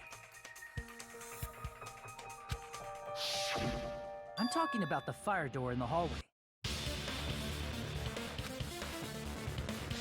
If you close it, it would form a perfect wall in the hallway.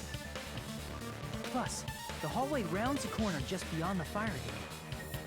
So even if there was a small gap in the door, as long as they passed the corner, the light still wouldn't peek out. I see. You actually noticed the fire door. Just as expected of the ultimate... Oh, you still don't remember your talent, do you? Who cares about that right now? Nagito, what are you plotting? For someone who insists he's not the killer, you are quite nosy. You sound so scary. If you're that angry, why don't you take a deep breath? You sure like to piss us off. How about I shut your fucking mouth for you? Hey! It's okay if you guys fight, but I won't allow a burly brawl that might offend people. More importantly, can you hurry up and decide who's the blackened already? Time runs out when I get bored. Fine, I get it. You're telling me to pass the torch, right? Pass the torch? We're going to ask the real killer, not an imposter like me, to show themselves. You're obviously the killer, right? If you think I am, I really don't mind. Whatever conclusion you ultimates arrive at, I will accept it, no matter what it is.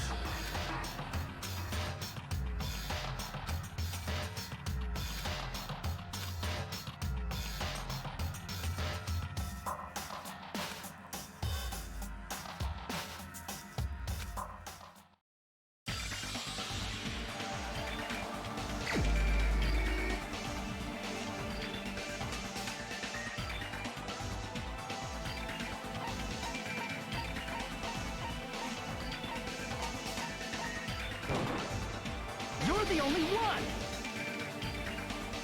Terry. Could it be you? What? What are you talking about? Terry's the killer? Is that true? What are you talking about? There's no way! Of course, that's simply my assumption. So if you have an objection, please speak free. Objection or not, why am I being treated like the killer? Because the portable stove used in the murder came from the kitchen. That's it? That's the only reason you're treating me like a killer? Isn't that a little drastic? You're cruel. Cruel. Too cruel. Teru. That attitude is so not like you. For the ultimate cook to get so upset. Call me chef. If you fall to aspersions like this, who will be there to support the future of the culinary arts? The future of the culinary arts? That's right. For the future of the culinary arts, you must face this and fight it fair and square. You're right. Yeah, that's totally right. So what's an aspersion anyway? Is it yummy? Did you know asbestos is yummy too? You should try some later. Nagito, why are you interfering? Let's assume that the killer used a light, and that they used the fire door to mask that light, and that they moved to the storage room and snuck under the floorboards. Then what? It's dark under the floorboards too, so how would they be able to stab Byakuya? You're not gonna say they shined the light on Byakuya, right? The plan would have been ruined if he noticed. That's right. What do you think about that? There's no way you can answer, right? You personally haven't investigated what's beneath the floorboards.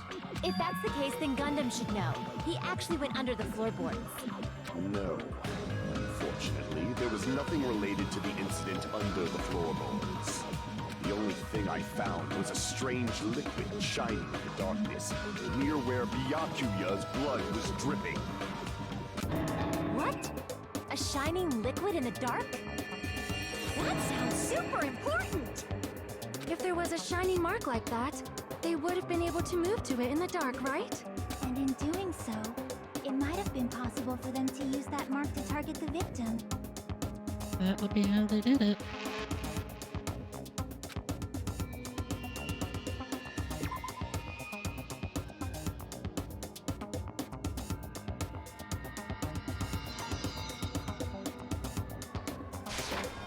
I can prove it with this. The mark you're talking about is the glowing paint that was applied to the knife, right? Ah! By using the glowing paint as a target, they were able to judge where to stab even in the dark.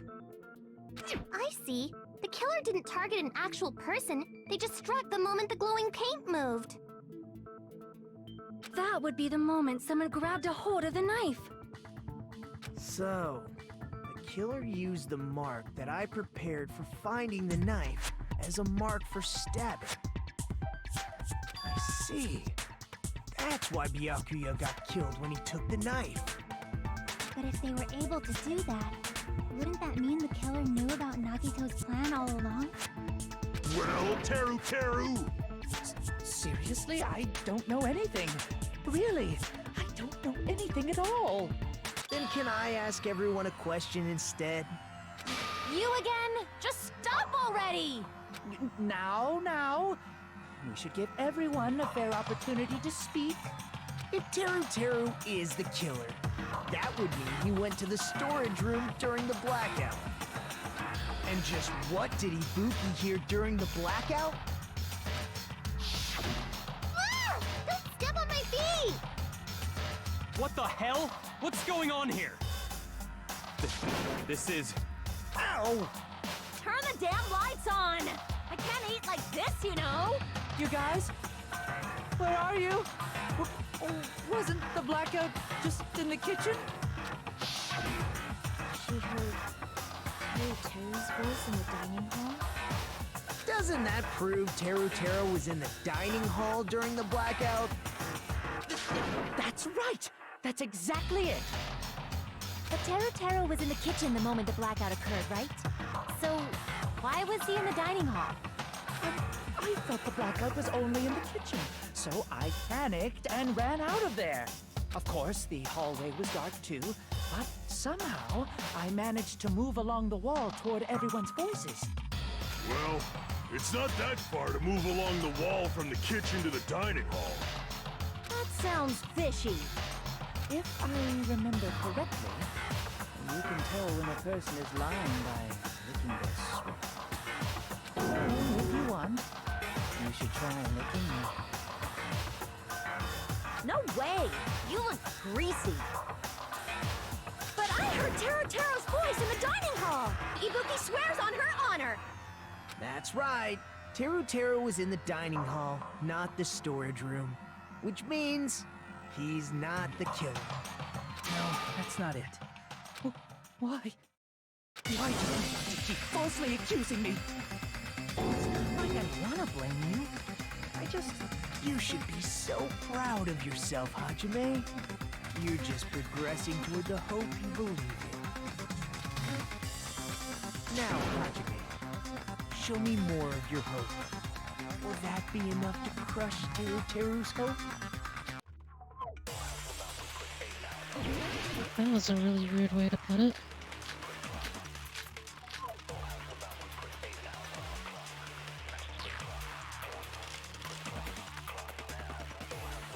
Let me ask you again. Did you go to the storage room during the blackout? There's no way I went to the storage room. I was somewhere totally different. I definitely heard Teru's voice. It's handsome, unlike his face. Maybe it was recording or something? Nope, definitely a live voice. Right, as long as I have her testimony. The fact that I was in the dining hall cannot be I'll shoot through that contradiction. Just because we heard Teru's voice in the dining hall doesn't mean he was literally in the dining hall. Huh? Why? Remember the floor in the dining hall? It was full of gaps, right? So even if you shouted from under the floor, it should have sounded just like the voices in the dining hall. But... I see. So he brazenly shouted from under the floor to make us think he was in the dining hall. Is that true, Teru? Hold on a second. Can you explain this, Teru? I told you to wait a second, ain't I? What are y'all even saying anymore? I'm telling you, I was in that there dining hall during the blackout. Where are you from again? I was born in West Asabu and raised in South Aoyama. Hey, you guys! This guy's a major liar!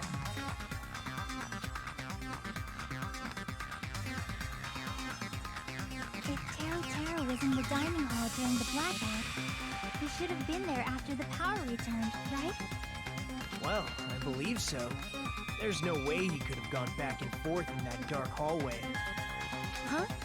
Was Teru actually there during that time? I sure was. I was there the whole damn time. Something like this shouldn't be decided by gut instinct. People's lives are at stake. Damn right. You guys should have been deciding this on the spot with your hazy memories. His accent is getting even worse.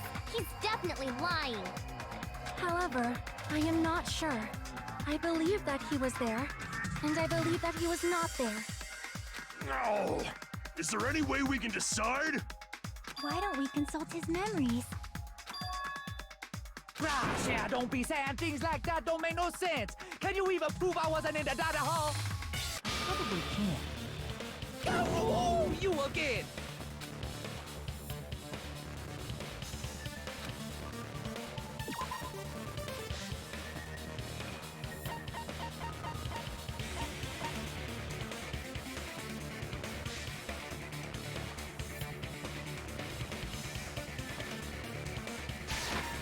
I can prove it with this. If you're claiming that you were in the dining hall when the power came back, then you should know how Mikan was positioned at the time, right? Whoa, what? No! Don't make me remember! It's so embarrassing! No, this is a very important question. Well, Teru, if you were really in the dining hall at that time, you should know the answer to that. Huh?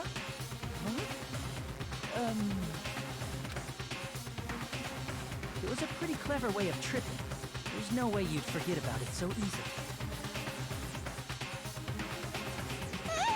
I'm sorry. I'm so sorry. I showed you something so unsightly. How about it? You can't answer, Teru? Huh?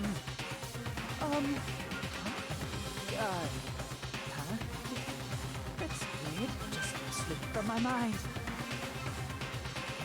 That's not gonna cut it. There's no way it would slip from your mind, especially not a pervert like you. Even so... Nagito, say something!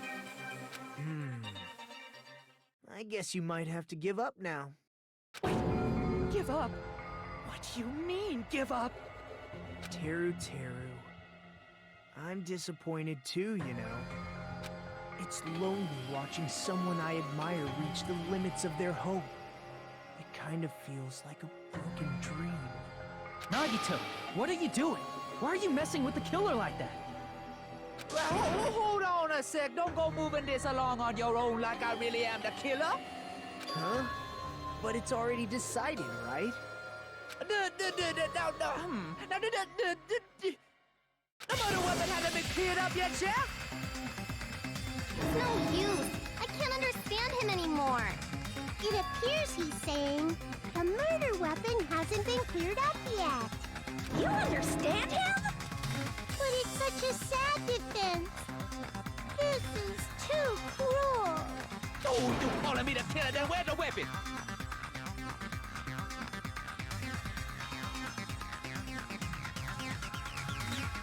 It really sounds like a stereotype accent. Come on, Manumi. Enough with the whimpering and translate. He said, if you're calling me the killer, then where's the weapon? Weapon, huh? It's not the knife, right? Judging from Byakuya's wounds, it was a thin-edged tool that's roughly 5 millimeters in diameter.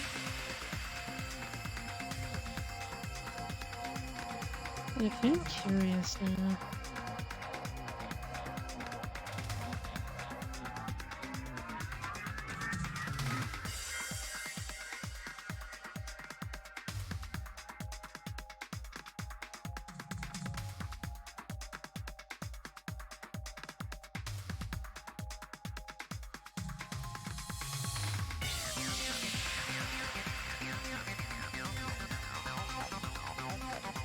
So that's why he talks like that, being from the countryside.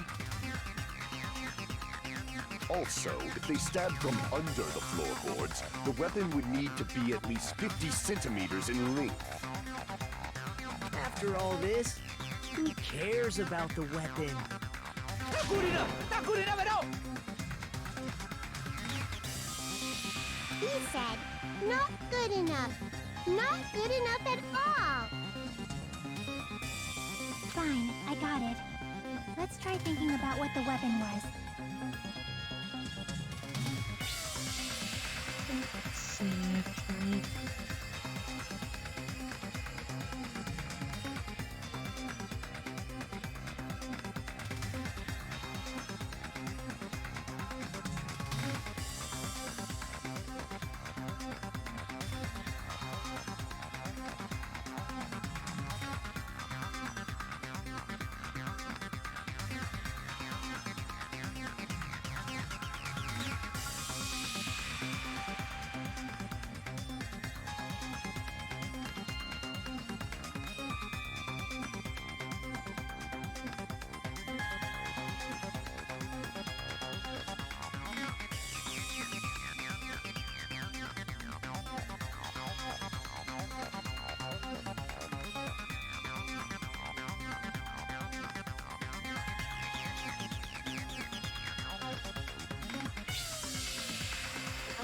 So that's how it works.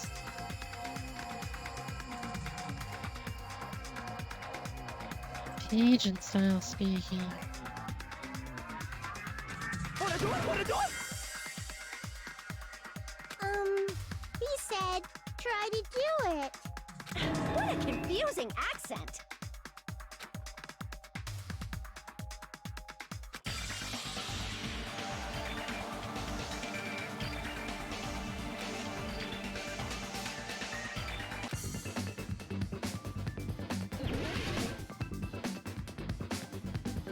Another one of these?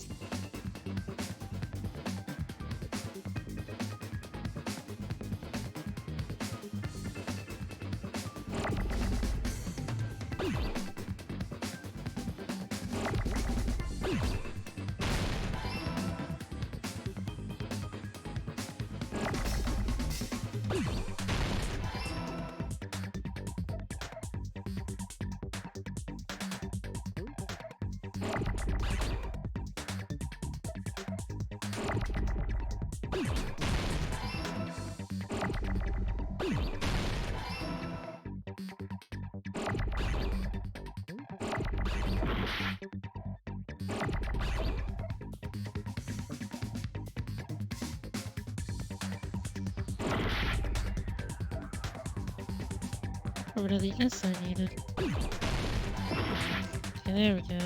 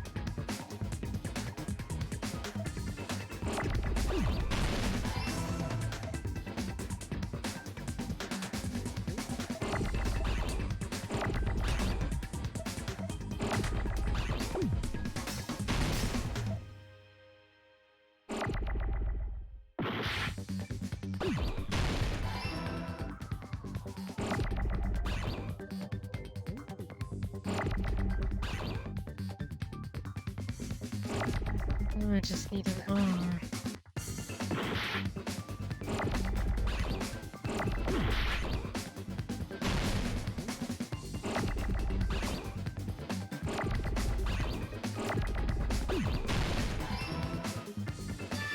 Got it! Okay, there we go. That's it! The weapon must be the iron skewer!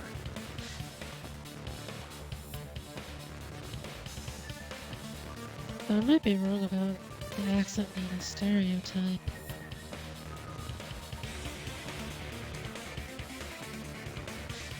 Huh?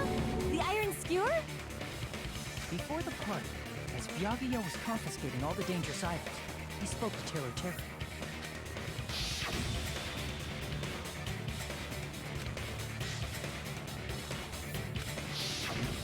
So that missing iron skewer is the weapon? An iron skewer would match up with the wounds perfectly. Hey, Teru, where'd you hide the iron skewer? Avril Lavigne! Huh? Did he really just say that? He's just saying random shit to fuck with us. You probably dumped it somewhere on the island, didn't you? This school trip has a no littering rule. If he had violated it, the island sirens would be ringing non-stop. Island sirens? Just for littering? Also, I was on guard duty, and I never once saw Teru leave the old building. Which means he obviously hid it somewhere in the old building. It's probably the kitchen again, right? Teru, just man up and be straight with us. Oh! Whoa!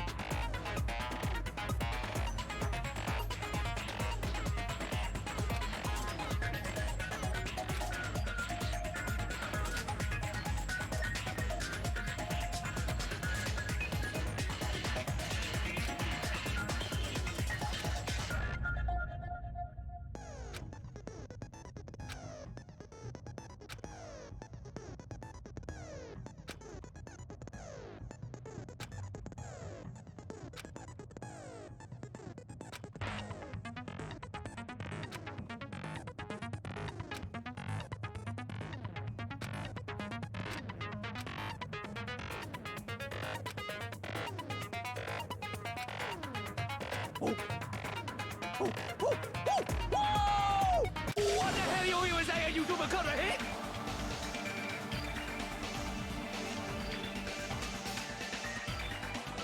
Yes, indeed.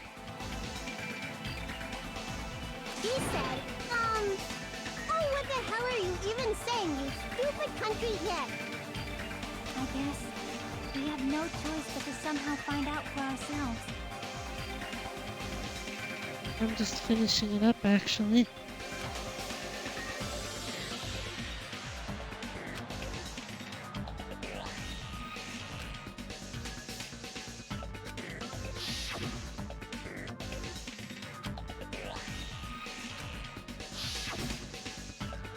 I'm not hiding anything! He said, I'm not hiding anything. I'm hiding anything! I'm not hiding anything!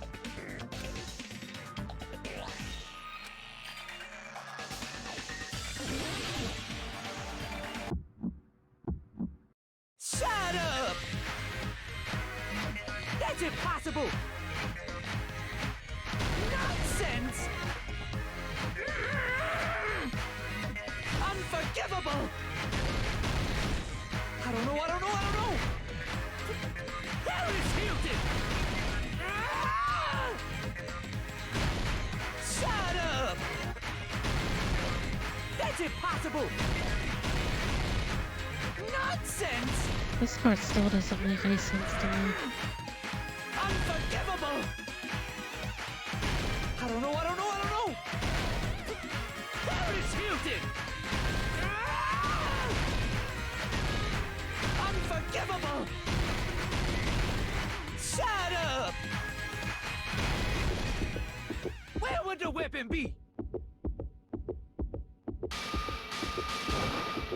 This is the end!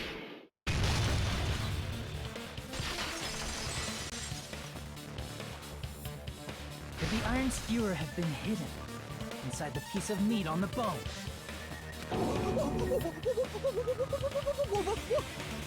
What are you saying? There's no way I'd hide anything. In a place like that? That's clearly impossible. I mean, that's inside the food. Impossible. That's what Byakuya and I thought. That's why we overlooked it.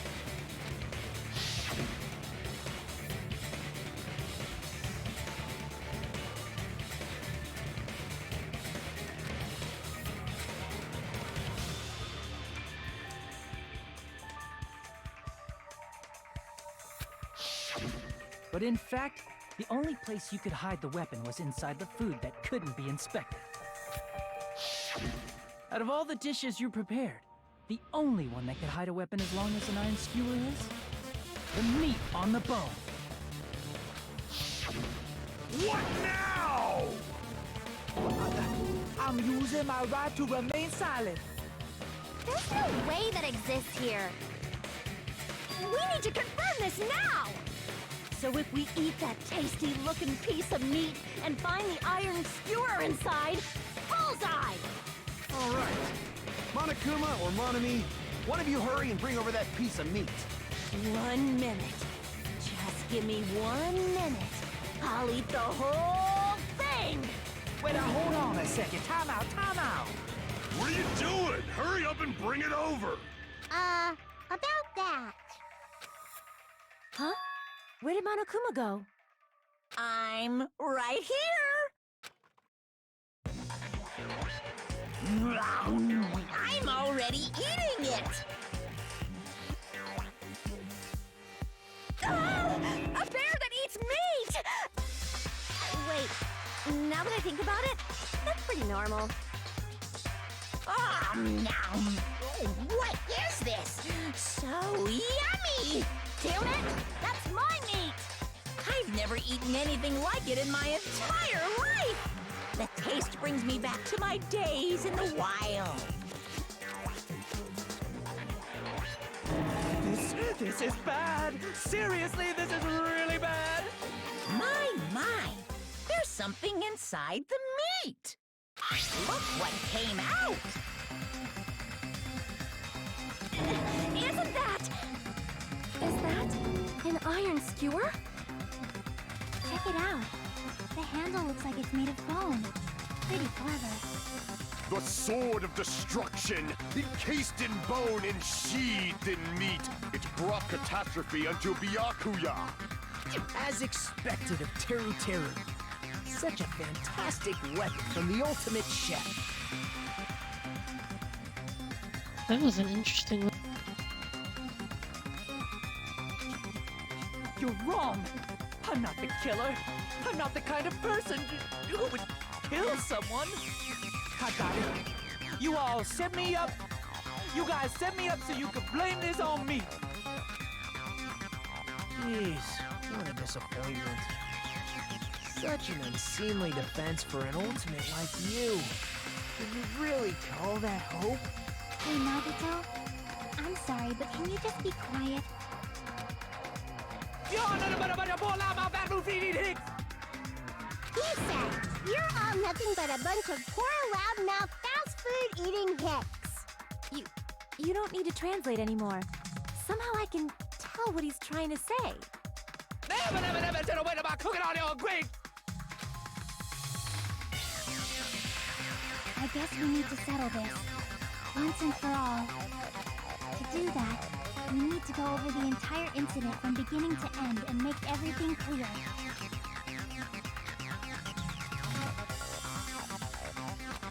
So, we need to do it.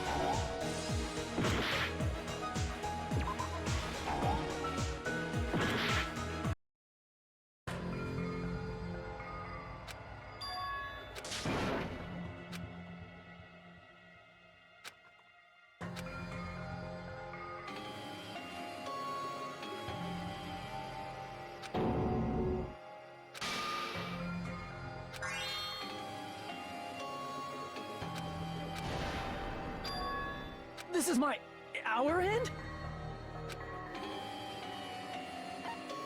We will never give up!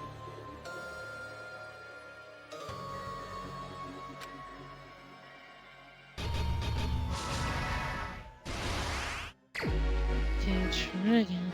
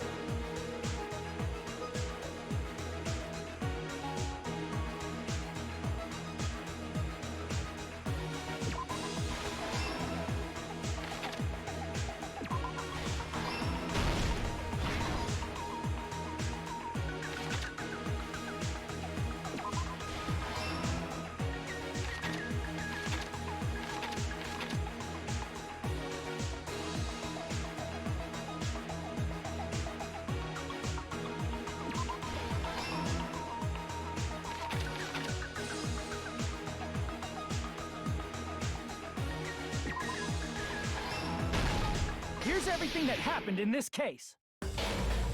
Let's try going over the whole incident, beginning with right after the party started. Byakuya had us gather in the dining hall of the old building near the hotel. He was extra cautious about a murder occurring that night because of a threatening letter he received. Therefore, he decided to throw a party so he could monitor us.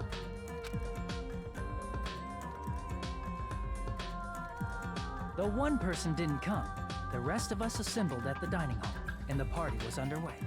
But at that time, the trap set by a certain someone was already in motion. They plugged 3 irons into the outlets in the storage room, which nearly capped the power usage. Additionally, they prepared something else that would activate at 11:30 p.m. The air conditioners in the office and dining hall. They had already set the timers for these. Thanks to the irons maxing out the power usage, the breaker was tripped when the air conditioners kicked on. Since the windows in the old building were covered, the blackout plunged the dining hall into total darkness. But when that happened, Byakuya took out a specific item that he brought in his case. That item was the night vision goggles. Byakuya was so concerned about a murder occurring that he brought a variety of security equipment with him. When he put on his night vision goggles, Byakuya witnessed a certain someone making a suspicious move. He saw Nagito guiding himself with the desk lamp's power cord so he could get under the table. That's right, everything up to that point was all part of Nagito's plan.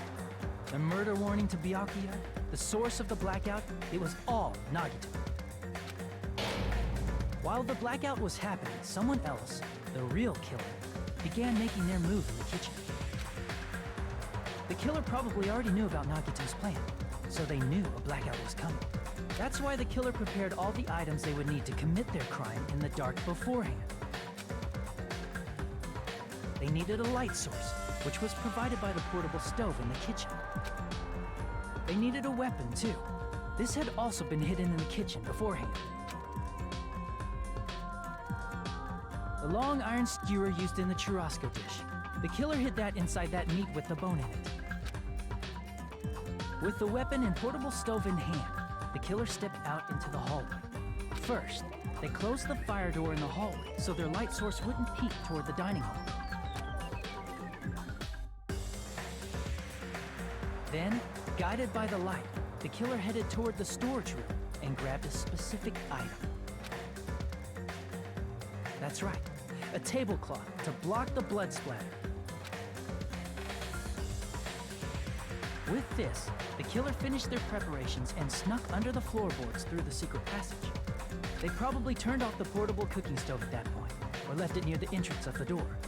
The floor in the dining hall is full of gaps, so there's no way they could have safely held a light source.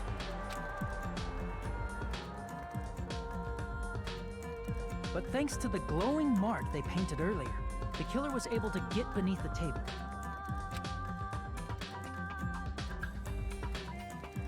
Under the table, Byakuya found the knife that had been hidden there. If only he had retreated, he probably wouldn't have gotten killed, but he had to retrieve that knife. And at that moment,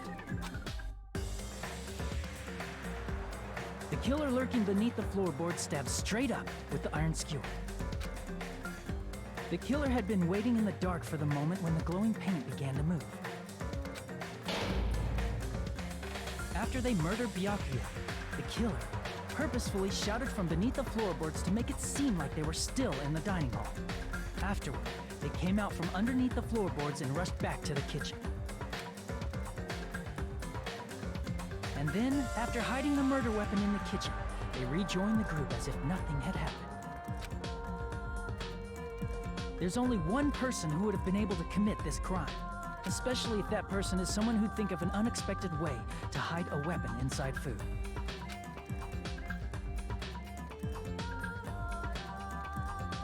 Isn't that right, Teru Hanamura?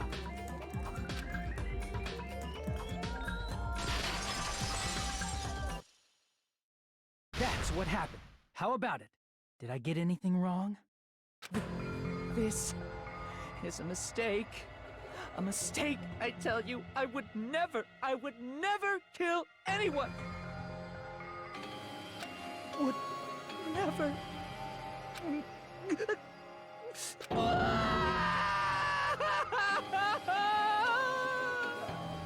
seems this is the end.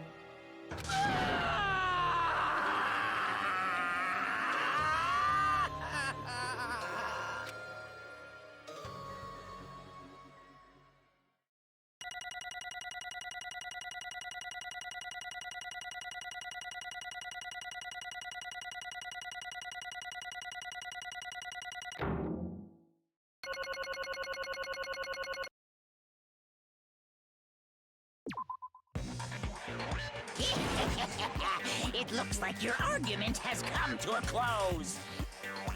Whoops! I lost control of my wild side for a second. Was that a side effect of the meat I just ate? Well, putting that aside, let's move along to the nerve-wracking voting time! Now then, please pull the lever in front of you and cast your vote. Oh, just a reminder, make triple sure you vote for someone. If you don't vote, I'm gonna eat you up just like that meat from earlier. Why did this happen? Who will be chosen as the blackened? Will you make the right choice or the dreadfully wrong one? Such heart-pounding excitement!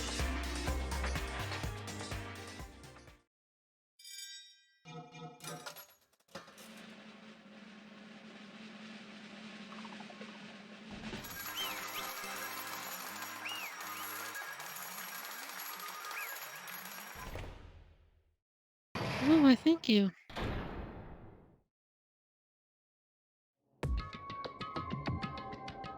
Correct! Well, at least that's one trial done. Oh, thank you for the follow, HG Montes. Thank you for the follow. Did lose 30? Yahoo!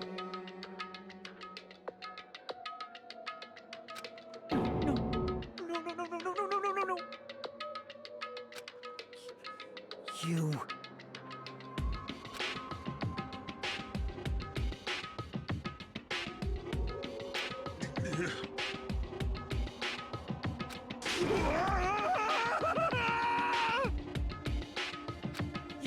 You've got it wrong.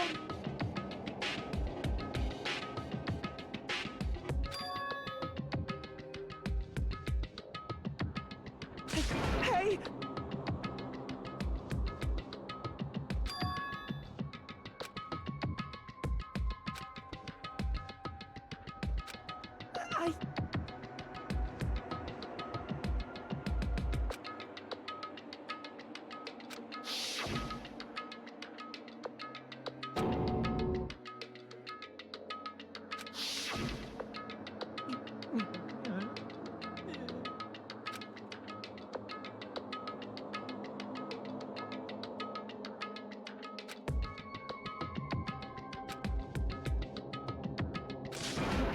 When that happened, he... You caught me? What? Hey!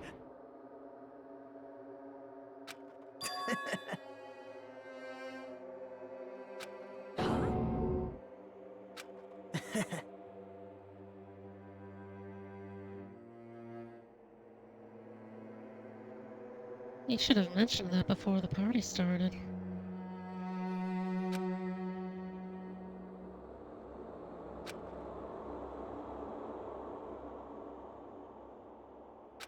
Impossible!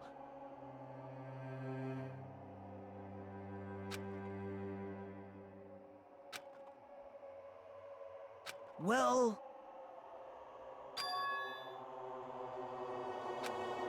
What?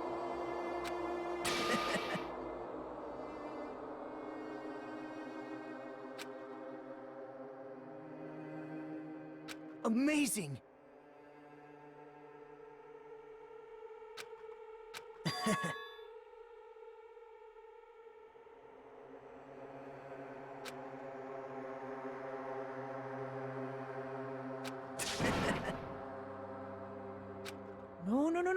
No. See?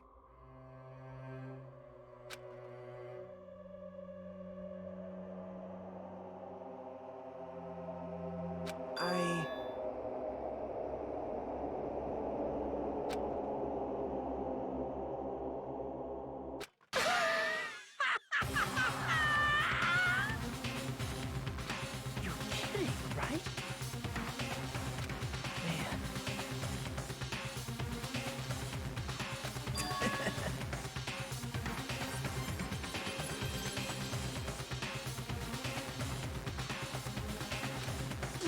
Wait, no way!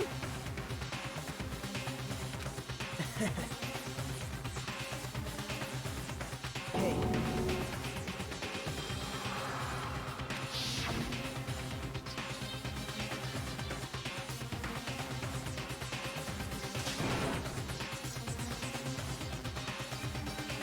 See? Don't fuck with me! What?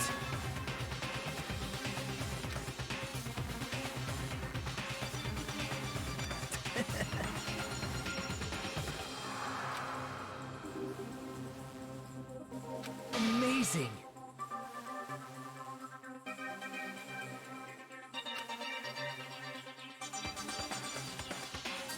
Great! What's going on? What's going on?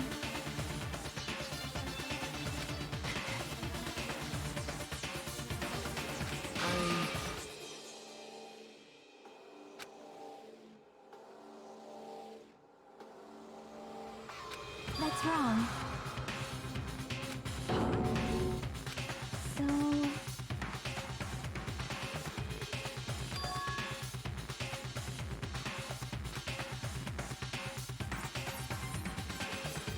Well...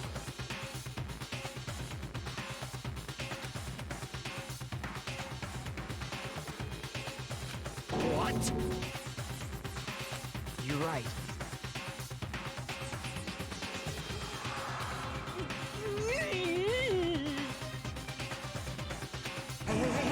Hey!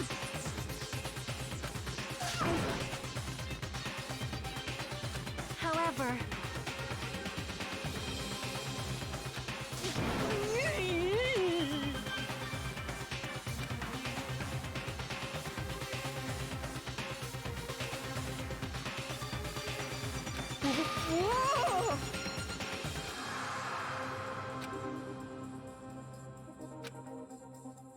Nope. Perhaps... What? See?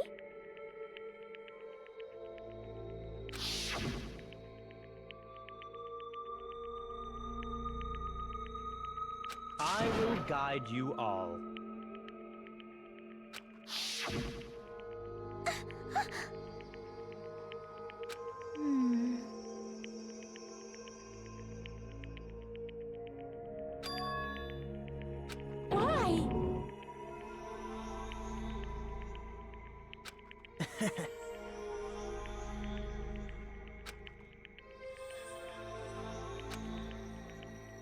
Such despair. No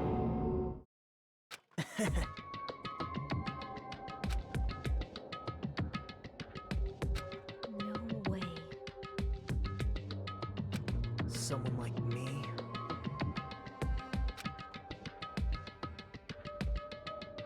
How unexpected.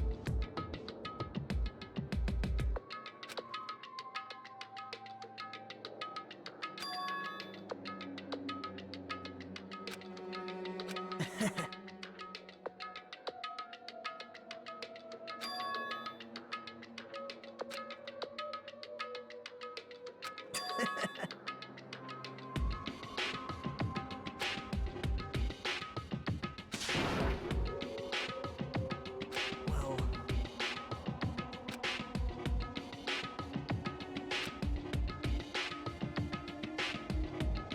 isn't that right?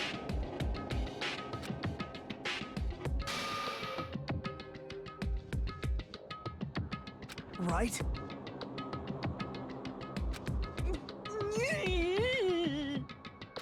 Man.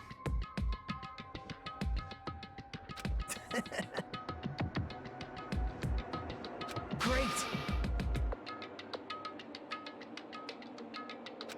Impossible! Shut up! Shut up! Hey, hey. Huh?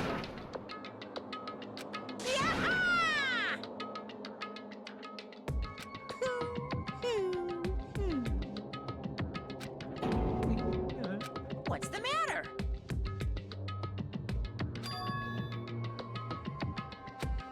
Wait! No, no, no, no, no, no, no, no!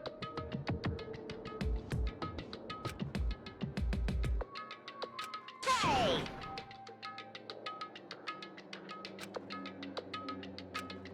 Hey! Impossible! That's... Hey! Why you?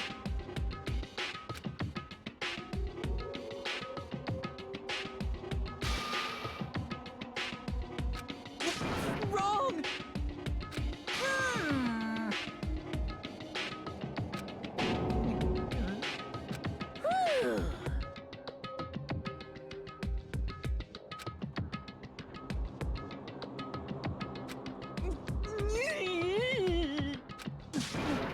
No, no, no, no, no, no, no, no, no, no!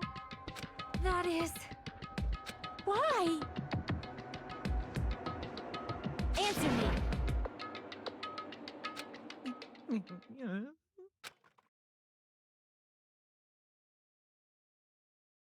I needed to go back home no matter what!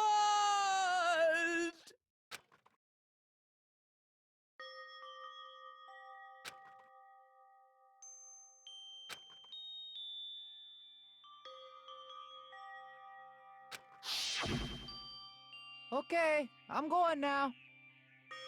When I come back, I think we should talk again about opening an Aoyama and Azabu location. Oh my, you're still talking about that? Oh, I'm serious. The Academy guarantees success for its graduates, right? So, I know it's gonna be difficult by yourself, but wait for me until then, okay? Yes, you're right. Then I'll just have to do my best to keep the Hanamura Diner from going out of business until then. Mom, you don't have to work so hard. What if you collapse again while I'm gone? I'll be fine. Moms are strong. I won't lose to some illness. I know that already.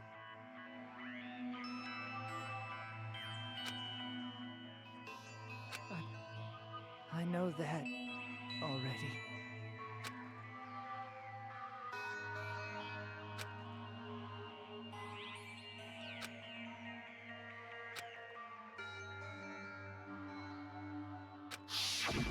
That's why I need to go home!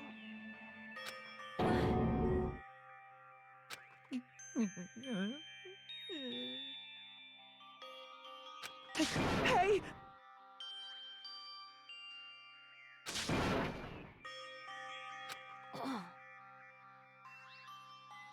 Damn it!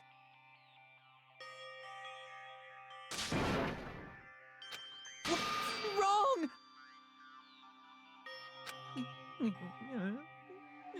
That's why I wanted to go home!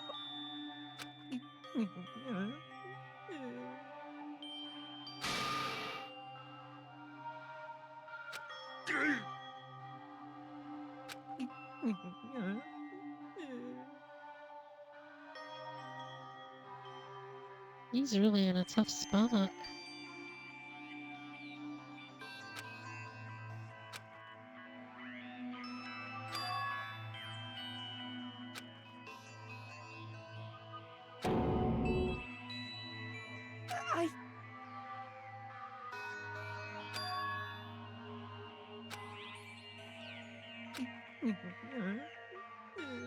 Fine, fine.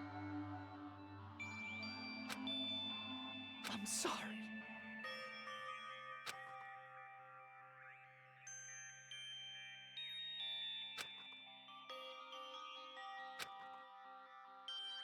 I think I'm the one who went crazy.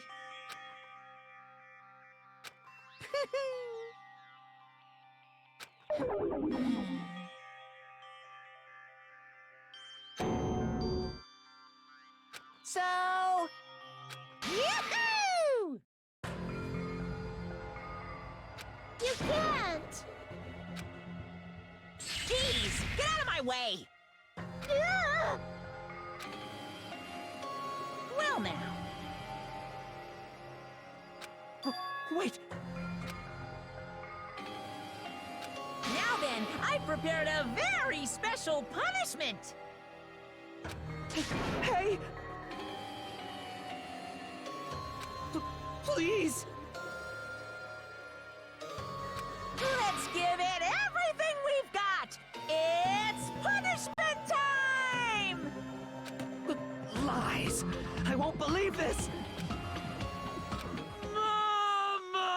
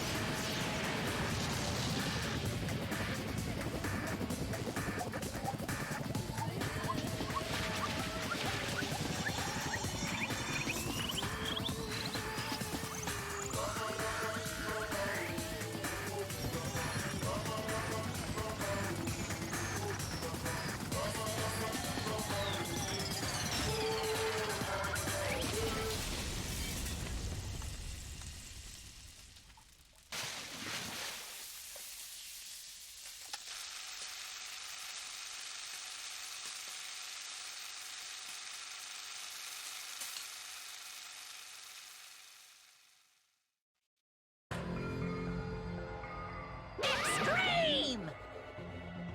Yeah! Whew. Damn it!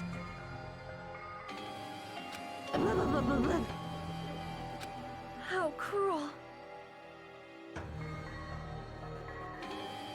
That was a rough way to go. What?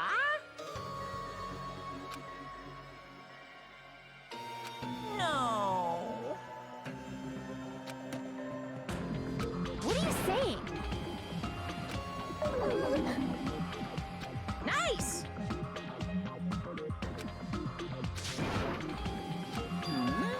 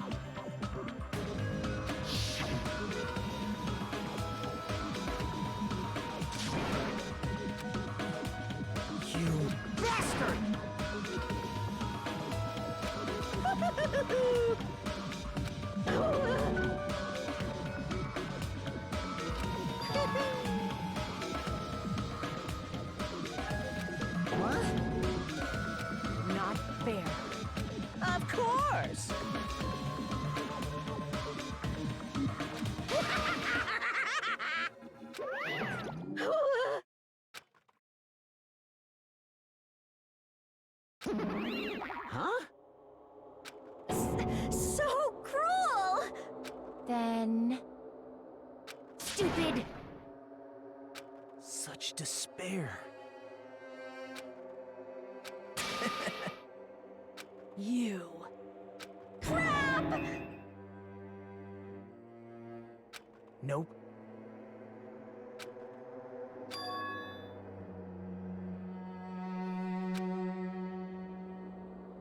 Don't fuck with me! What?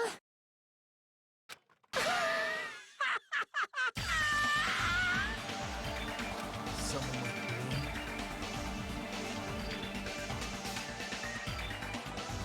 It is just weird.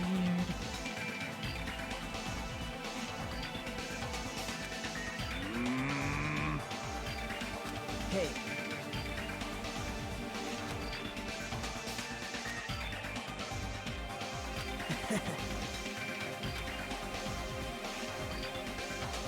Great!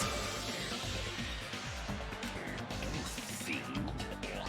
Hey! Well...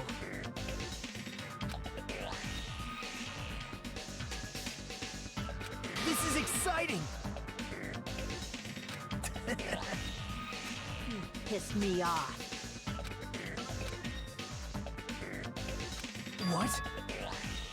How unfortunate. Isn't that right?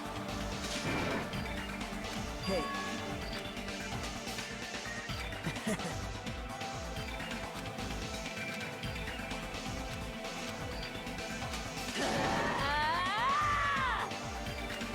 Wait! Please stop! Huh? Please listen! Let me ask. You fiend. Well? Perhaps. I am sorry!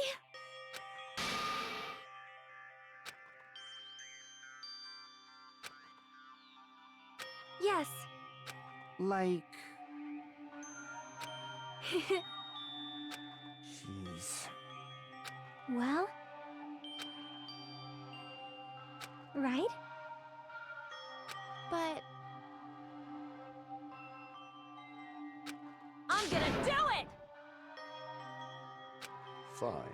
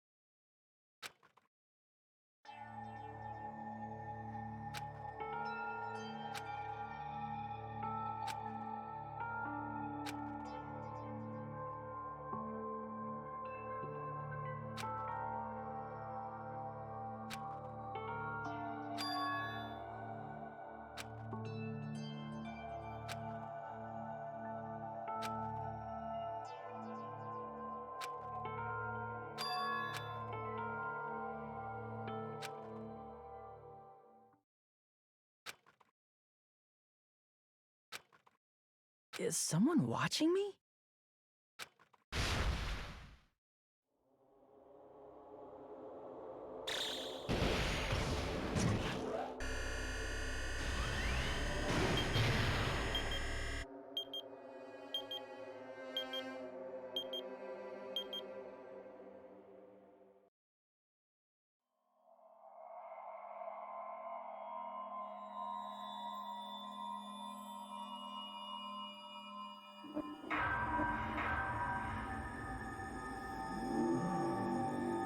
Danganrompa.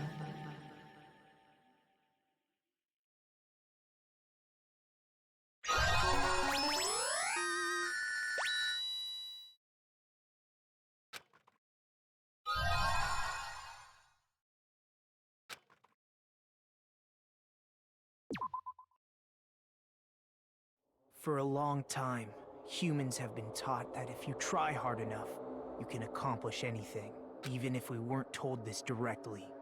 You'd know it just by looking at the world around us. The internet, TV, and newspapers are overflowing with hopeful messages that say exactly that. But people who can't win, people who don't try to win, people who try their best and still can't win, they are all worthless trash. There are two kinds of people in this world. Those who are born with worth, and everybody else. No matter how hard a lowly human tries, they will never be the same as someone who was born worthy. They say that effort breeds success, but that's a complete lie. The world is not that accommodating. No matter how hard a small dog tries, it will never become a large dog. No matter how much a penguin tries, there's no way it will ever soar through the sky. Which means, unworthy humans will never become worthy, no matter what they do. People with talent don't become talented. They're just born with their abilities right from the start. That's right, just like you guys. That's why I have so much respect for you all. Just so you know, what I feel is different from admiration. Admiration is wishing you could be like the object of your admiration. But what I feel is not so self-serving. How should I put it? What I feel is more pure. More like a selfless love that wants nothing in return. So, I want you guys to believe me when I say, I don't mind if you kill me. But if that happens, I want you to let me help. I don't care if the killer survives, or if everyone but the killer survives. I just want both sides to do their very best. I want to see with my own two eyes the absolute hope that lies ahead. Yep, I'm really lucky. Someone as insignificant as me will be there when hope and despair collide and unleash their energy. So please, let me help you. If you're planning to kill me, I would be honored to help you carry out your plan. I want you to use me as a stepping stone so everyone can shine. I want you to kill me in a way that befits...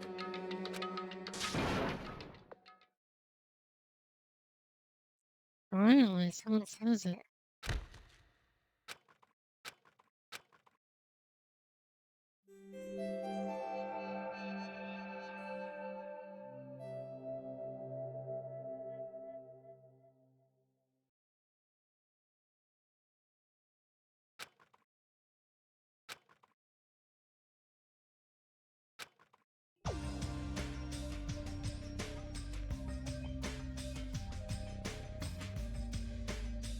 Oh.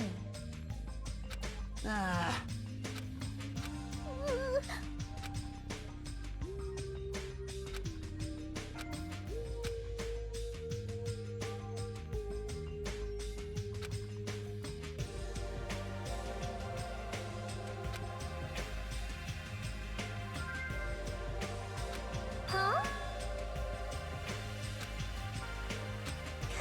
Cause... I'll go! Ah! But... Hey! Why? Hey. That's weird. No. Hey!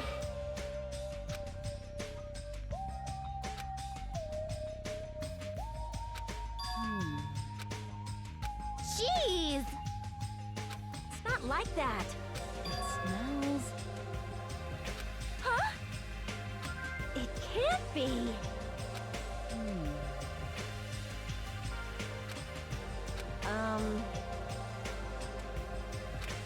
Hey! Now that you mention it. I got it!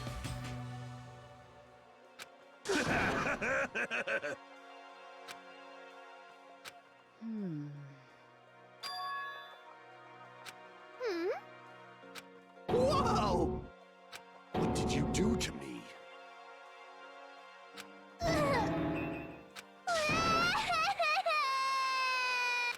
Oh my! Hey! That was close. Like...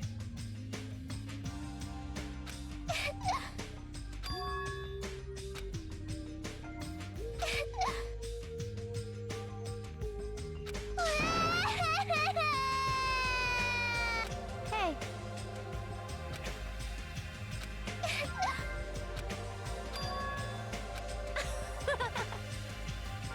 Yay!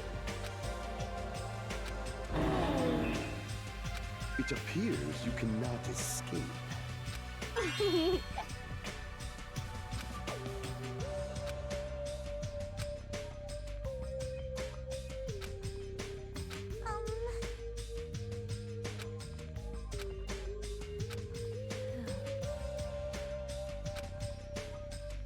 Huh?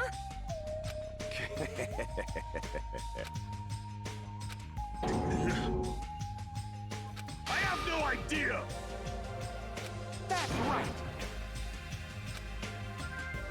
Huh? Of course not! Impossible! What's the matter?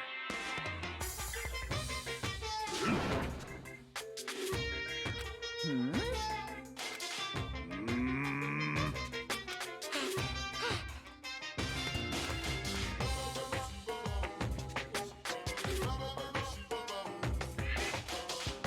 No. Stupid! Actually... What the hell?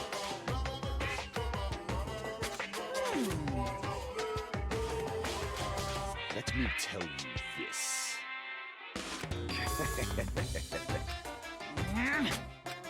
Nature, the collective will of the world. Burn in the fires of pandemonium! Yeah. My entire existence!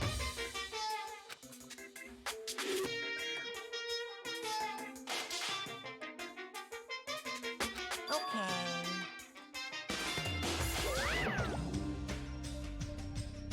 No way.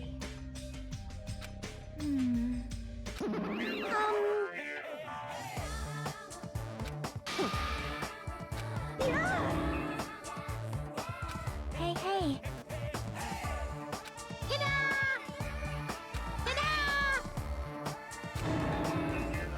You serious?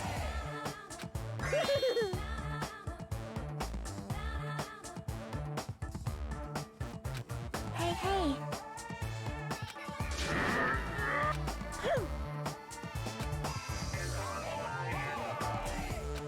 Love.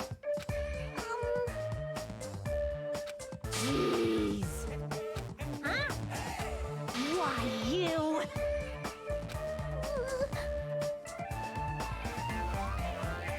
All right!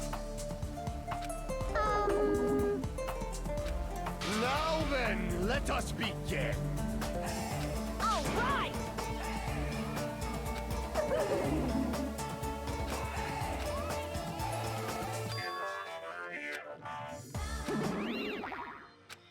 Hey!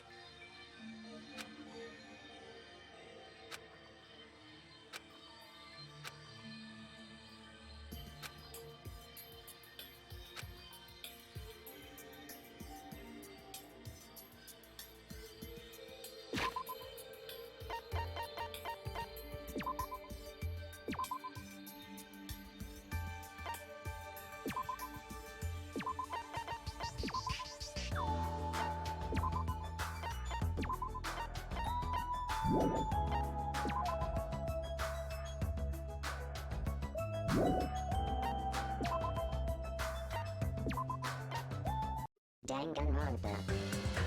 Okay, that'll be it for tonight. Follow and subscribe if you wish.